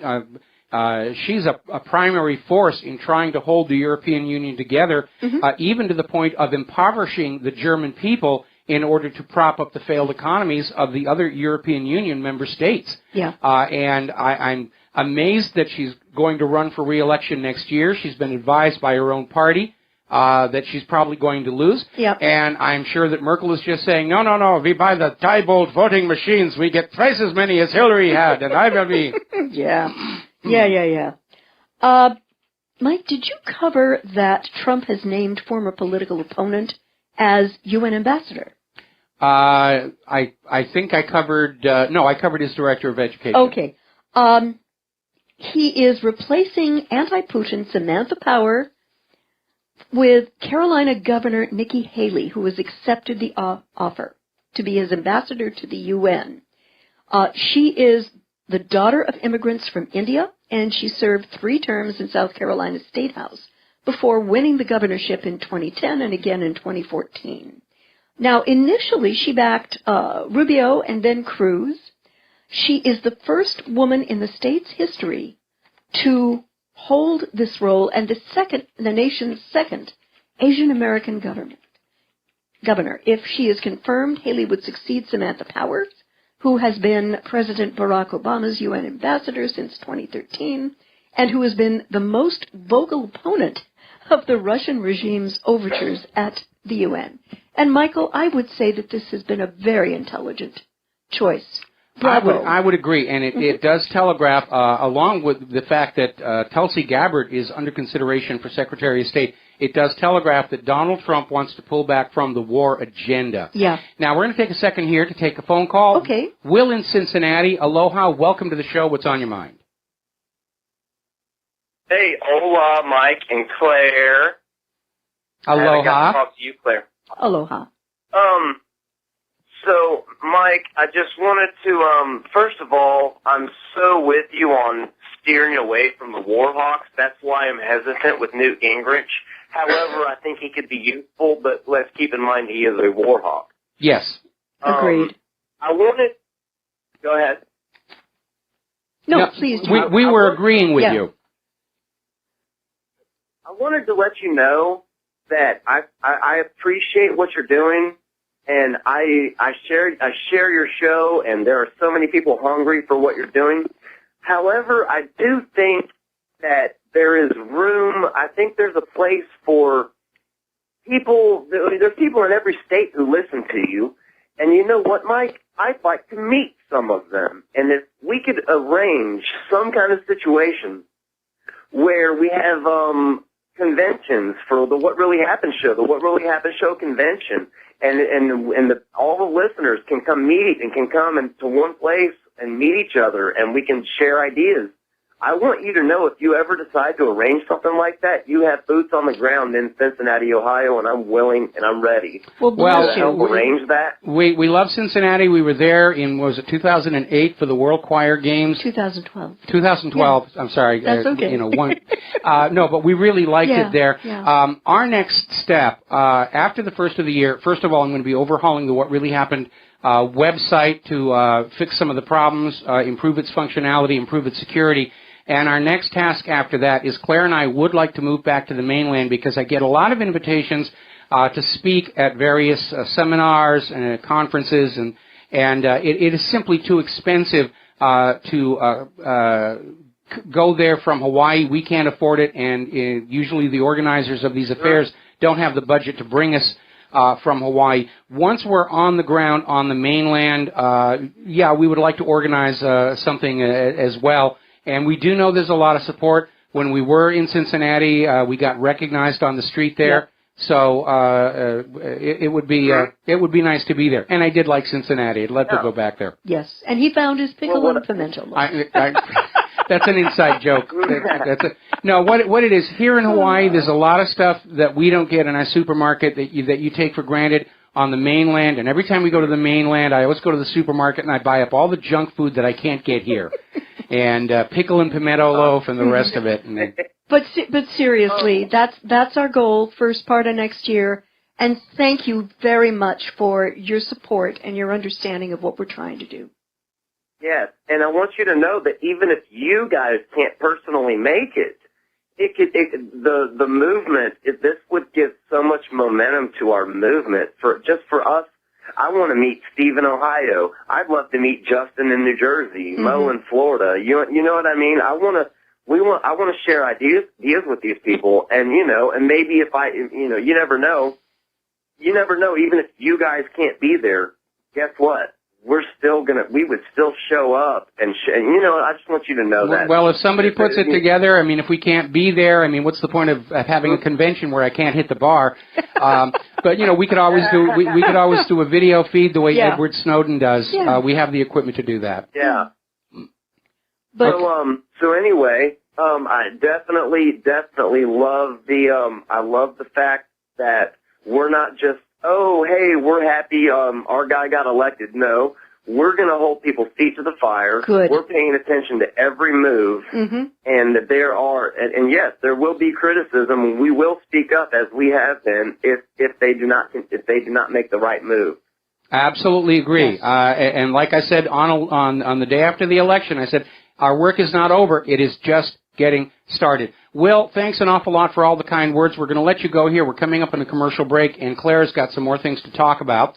So what is next on your list, lovely next Lady on my Claire? list? Well, apparently the European Army is going to happen, and Britain could be forced to help fund the project because Article 50, the clause which must be invoked to trigger an exit from the Union, will not have been enacted by the time the project is ratified. And which is funny because that European Union Army is being prepared to bring Britain back into the EU if it actually leaves. I mean, that's how twisted and sick this whole situation is. Yeah, and if the UK proves incapable of untangling itself from the plan, it could be required to shell up £420 million per year. That's pretty draconian. I don't understand why there's any difficulty in the Brexit moving forward. Just cut those lines that link the banks together. Yep. Put a border control station on that channel tunnel and, fill the English Channel with sharks, and I think the problems are going to be solved. Okay. All righty. Yeah, I agree with you. Okay. I agree with you. Full on. And just a couple of notes on Standing Rock. And one thing that is positive is it looks like there is a contingency of veterans who have decided to band together and protect the rights of the indigenous people peacefully protesting down there. I think that's a good thing. I think it's it could either calm things down or escalate it completely out of control. Yeah. We got to take a break here for some commercials. We'll be back with more news and the Lady Claire after these few words. America, welcome back to our show here, and we're going to go back and take another phone call. Mateus in Canada, aloha, welcome to the show. What's on your mind? Hi, Michael and Claire. Aloha. Yeah, hi, aloha. I wanted to call in about something to do with the pardon, but then when I realized that Claire is here, I have something I wanted to mention. Okay. There's a Christian evangelist who's one of my heroes, even though I'm not Christian, and his name is Ken Hovind, and he has something called Dinosaur Adventureland. Anyway, he's got this great this debate strategy that can work really well if you're having a theological debate or if you're just trying to get through to like some narrow-minded person politically. It goes like this. Okay, do you know everything? Just act it out with me. Oh, okay. No, I don't. Okay, would you say that you know half of everything? Oh, not even that. Okay, well, let's just be generous. Let's just say that you know half of everything. Okay. It's possible that God exists in that half that you don't know. And it's a good point, and the same can apply to political. Like, do you know blah, blah, blah. Is it possible that, okay, so I just wanted to pass that along. And if you could ever get him on as a guest, he went to jail for many years for talking for talking about the central banks and all the stuff that we talk about here. Okay. Kind of ahead of his time, and he preached it to so many people that he was really persecuted for it. Well, I don't think they could put him in jail for expressing, the fact that the Federal Reserve is a privately owned central bank. There may be something else in there. It may have to do with his Dinosaur Adventure Land, which actually closed in 2009. I noticed when National Geographic came out with their article about why people don't trust science, trying to basically say you should just accept what any scientist tells you at face value. One of the examples they used about the gullibility of people was the Dinosaur Adventure Land, which for those of you who are not familiar with what we're talking about, it was kind of this theme park for biblical creationists where humans and dinosaurs are living together. Of course, in the wake of Jurassic Park and all of its franchise spin-offs, that's not such a radical idea anymore. But it never did catch on, and it did close in 2009. I think they're having a little better luck with the Ark Adventure over in, I think it's either Kentucky or Indiana. Well, it's a free country, and it's freedom of speech. If he wants to believe, he can believe what he wants to believe, and he can teach it to who he wants to teach it to. And the point is that he would have these high-profile debates with creationism versus evolution in universities, and he would just destroy them. It seems like impossible, but you listen to this guy's debates, and he's such a genius. It's like my head is almost spinning after. It's like, wait a second, is it possible? But anyway, just one other thing about presidential pardons. Can I just mention? You have to be real quick. We're coming up on a commercial break. Okay, I don't agree that just because Nixon got an unconstitutional pardon, I don't agree that precedent should be set that now Obama can give an unconstitutional pardon. Well, good news there is Obama already came out, and in the context of Edward Snowden, said that he cannot issue a pardon until somebody has actually been charged in a court of law, and that instantly took off the table the possibility of a blanket preemptive pardon for Hillary Clinton and all of her people as well. Okay, but I just want everyone to consider being less tolerant with this idea of precedent being set. If it's against the rules, who cares if it was if precedent was set? Like, we should just stick to the law, stick to the Constitution. Who cares if it was done in the past? There should just be no. Like, I agree with you. I agree with you. And most Americans would be absolutely stunned to discover that most of what they're told is the law isn't really the law. It's just something the government started doing, and everybody went along with it. And they just said, okay, well, this is working for us. We're going to keep on doing it. I'll give you a good example. Would be the 16th Amendment to the Constitution, which was never actually ratified. And there was a court case, Sullivan versus United States, in which the judge, James C. Fox, admitted in the court record the 16th Amendment, on which the income tax is based, did not actually ratify. And then the judge goes on to admit, but we just sort of all act like it was.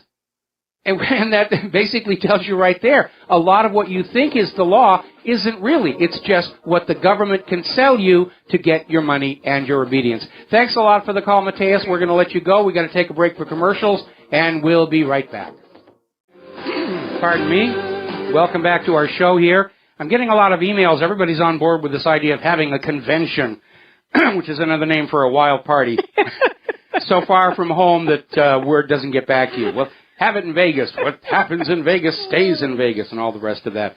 I remember the good times I used to have at the SIGGRAPH conventions and the Mensa conventions, which are very wild parties. You wouldn't think. I'm going to share a little secret with all of you. At the Mensa conventions, we do not sit around playing chess. I will leave it at that. What is your next story? Well, apparently, Facebook is quietly developing censorship tools for the Chinese government. According to the New York Times, which first reported Facebook's strategy, the social network has quietly developed software to suppress posts from appearing in people's news feeds in specific geographic areas, according to 3 current and former Facebook employees who asked for anonymity because the tool is confidential. Not anymore. Well, yeah, okay. The feature was created to help Facebook get into China, a market where the social network has been blocked, these people said, and Mr. Zuckerberg has supported and defended the effort, people added. Now, why in the heck would Zuckerberg support an effort that goes fundamentally against the premise of free speech? It's the money. Of course it's the money. Because it's the money while it remains to be seen. And let's be honest, in the last couple of months, we have not exactly seen Facebook be the bastion of free speech. Oh, heck no. They've been canceling posts, canceling accounts. That's why people are going on over to Scene Life, which is the new Facebook replacement. And I'm already over there. I'm already getting followers, and people are they're deserting Facebook. And no wonder he's desperate to get into China. The American people don't want to deal with him anymore. Yeah. Apparently, Facebook has been doing the suppression in countries like Pakistan, Russia, and Turkey, and keeping with the typical practice of American Internet companies that generally comply with government requests to block certain content after it is posted. According to its own data, Facebook blocked roughly 55,000 pieces of content in about 20 countries between July 2015 and December 2015, for example.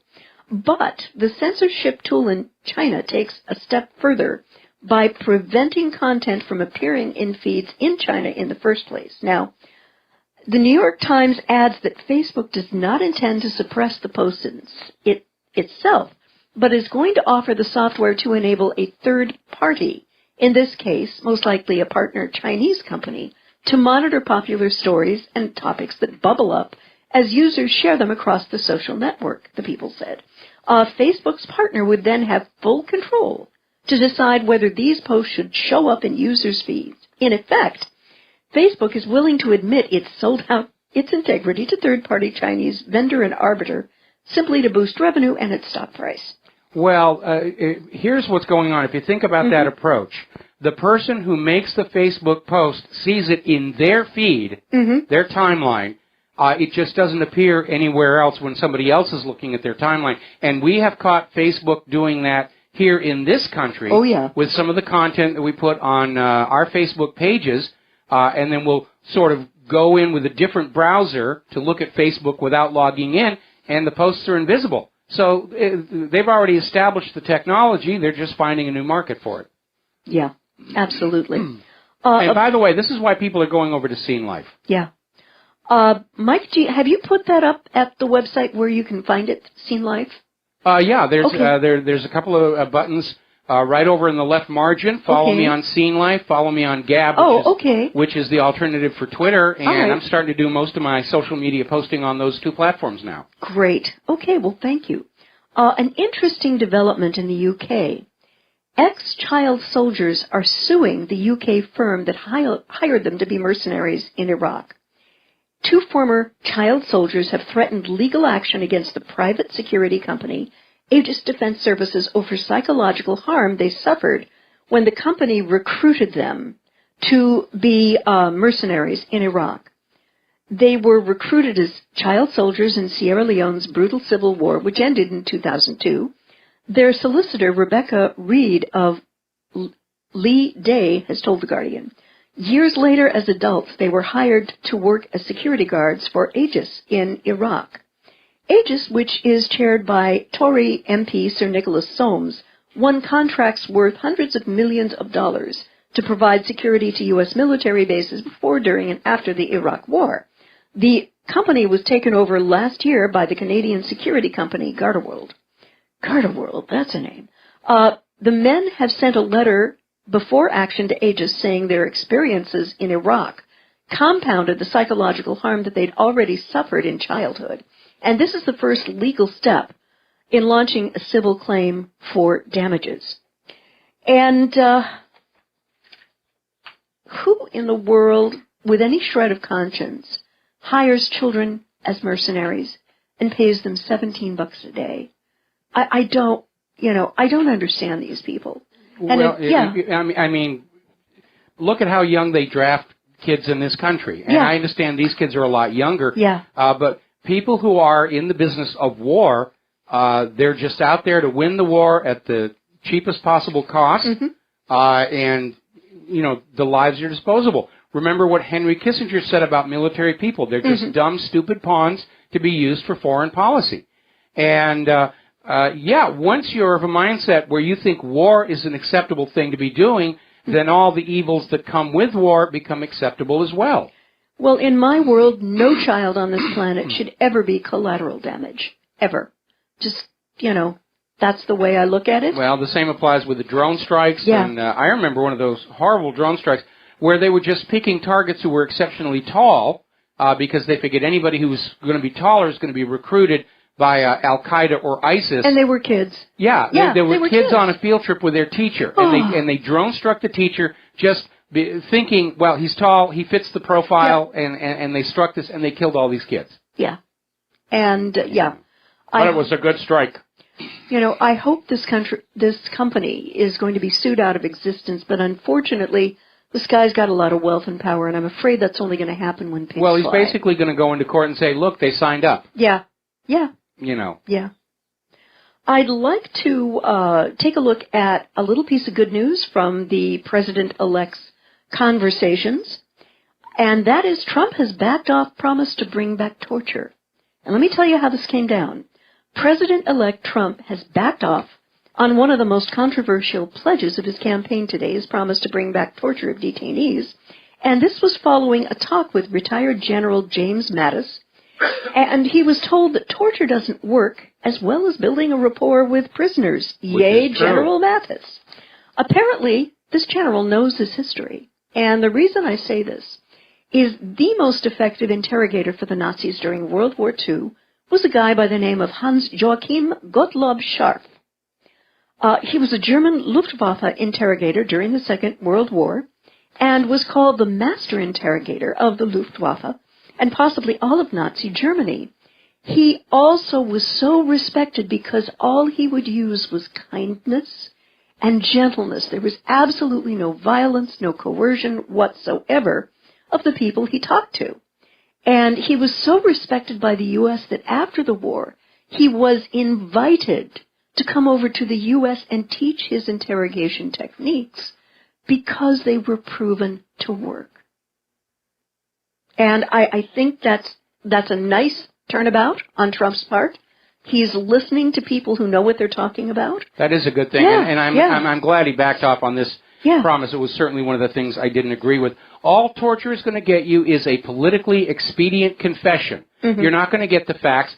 the person being tortured is just going to say what the torturer wants him to say. Khalid Sheikh Mohammed is still being described as the mastermind of 9/11, based solely on the fact that he confessed to the crime after being waterboarded 180 times. Yep. And also being forced to witness his children put in these dark metal boxes with stinging insects, and he got to sit there listening to them scream.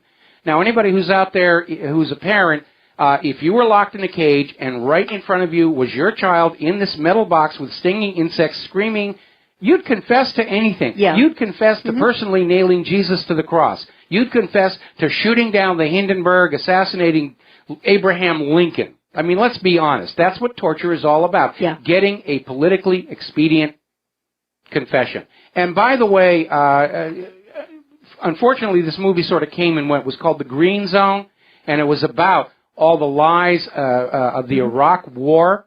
And it was a great movie. I watched it several times while it was on cable. It may still be out there on Hulu or Netflix, or we're now on Amazon Prime because of Grand Tour, yes, which is apparently setting records. Amazon did absolutely the right thing acquiring the hosts from Top Gear, and we watched the premiere show, and I guess the next episode is due out tomorrow. That's worth the $10 a month right there. I got to tell you, we're so happy to have it. Unfortunately, we're still calling it Top Gear, even though it's not really.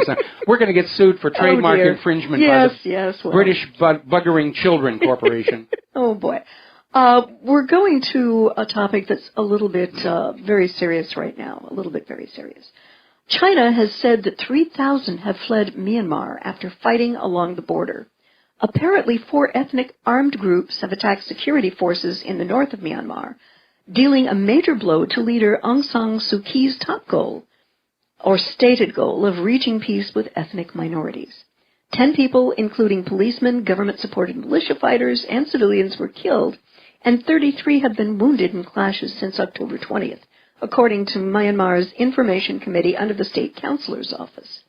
The number of people seeking shelter at temporary refugee camps at Myanmar's Muse Township have exceeded 3,300. China has been very concerned by previous fighting along the porous borders and has put its armed forces on high alert and called for all sides to exercise restraint. And Chinese Foreign Minister Shuang has said that wounded people among the 3,000 Myanmar citizens have been taken to hospital. And the refugees are in the southwestern province of Yunnan, which shares a long border with Myanmar.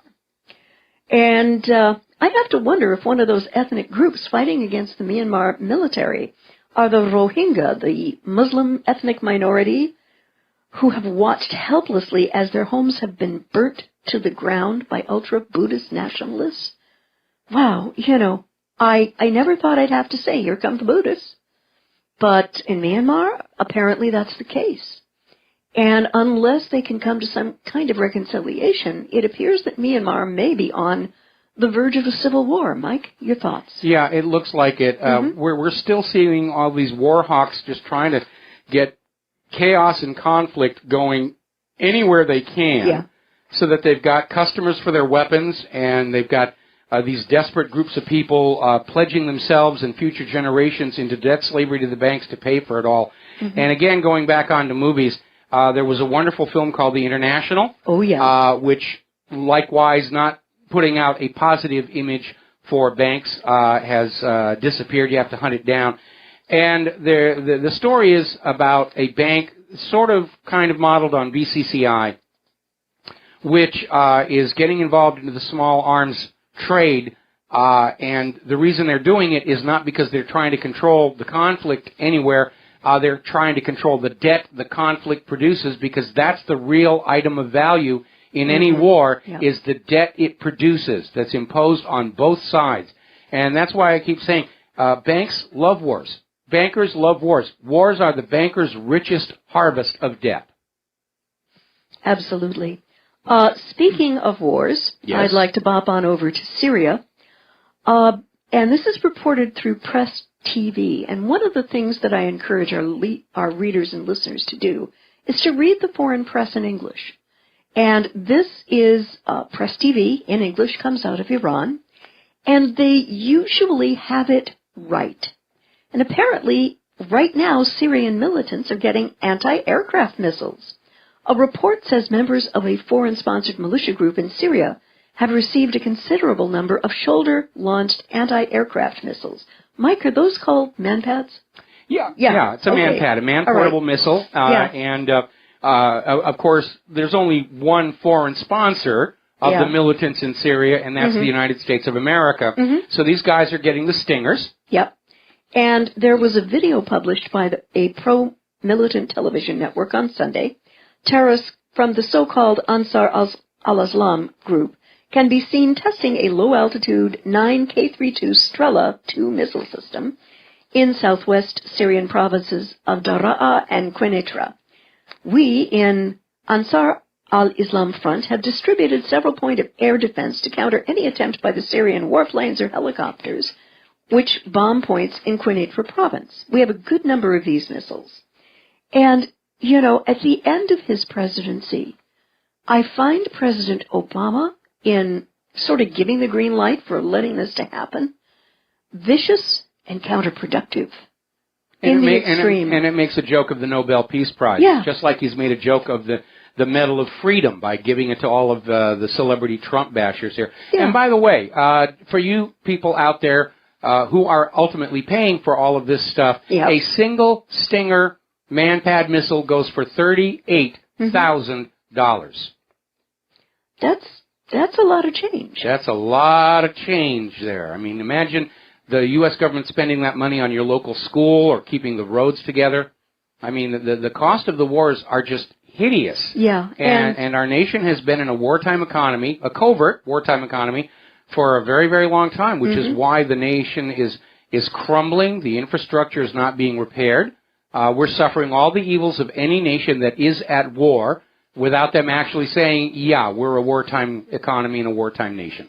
Yeah, and what it looks like is happening to me is that President Obama is trying to engineer U.S. and Russian forces going at it with each other in Syria even before Trump has taken the oath of office. I think there's definitely a lot of people who would like to get a hot war going and stick Donald Trump with it the way they're going to stick him with the coming economic crash. And it's one of those areas in which I'm still concerned that Trump, being such an outsider, is kind of naive about just how dark Washington, D.C. politics can get. Certainly Jimmy Carter was caught off guard by some of what happened to him, in particular the sabotage of the Iranian hostage rescue. Right. Which basically ended his chances at re-election and allowed Reagan to become president. Yeah, but I think in the case of Trump, he has a healthy respect for what he knows and what he doesn't know. And I think that he will try to pull in, on both issues, I think he's going to try to pull in the best minds he can find to give him the education he needs. Okay, we got to take a break. We'll be back with the last segment of our show after these words. Hi, America. Welcome back to our show. Last segment of our program on this day before Thanksgiving, and you had one last story you wanted to share with us. Yep. 350 Palestinian minors are held in Israeli jails, and some have been slapped with life sentences. Israeli authorities are holding 350 Palestinian kids between 12 and 18, the Palestinian Prisoners Society said in a statement, on the occasion of the UN Universal Child's Day. 12 females are among the jailed children. According to the NGO, more than 2,000 Palestinian kids have been detained by Israeli forces since 2015. Israel has committed several violations against Palestinian children, including firing live ammunition against them and detaining them without food and water, in addition to beating and intimidation in order to gain confession. Smooth move, IDF. It is said that some Palestinian children were slapped with life sentences by Israeli courts, while others sentenced to 10 years in prison. The NGO went on to call international organizations, particularly UNICEF, to intervene to protect Palestinian children in Israeli prisons. And this torture of these kids done by the IDF prison system with impunity is an horrific breach of human rights of these kids. And I hope that various of the independent media will continue to shine a blinking light on these practices and get them to stop. well, will shine the light on the practices, but Israel's not going to stop because they feel this is what is in their best interest to do. Sorry about that. It's very windy and a lot of dust in the air.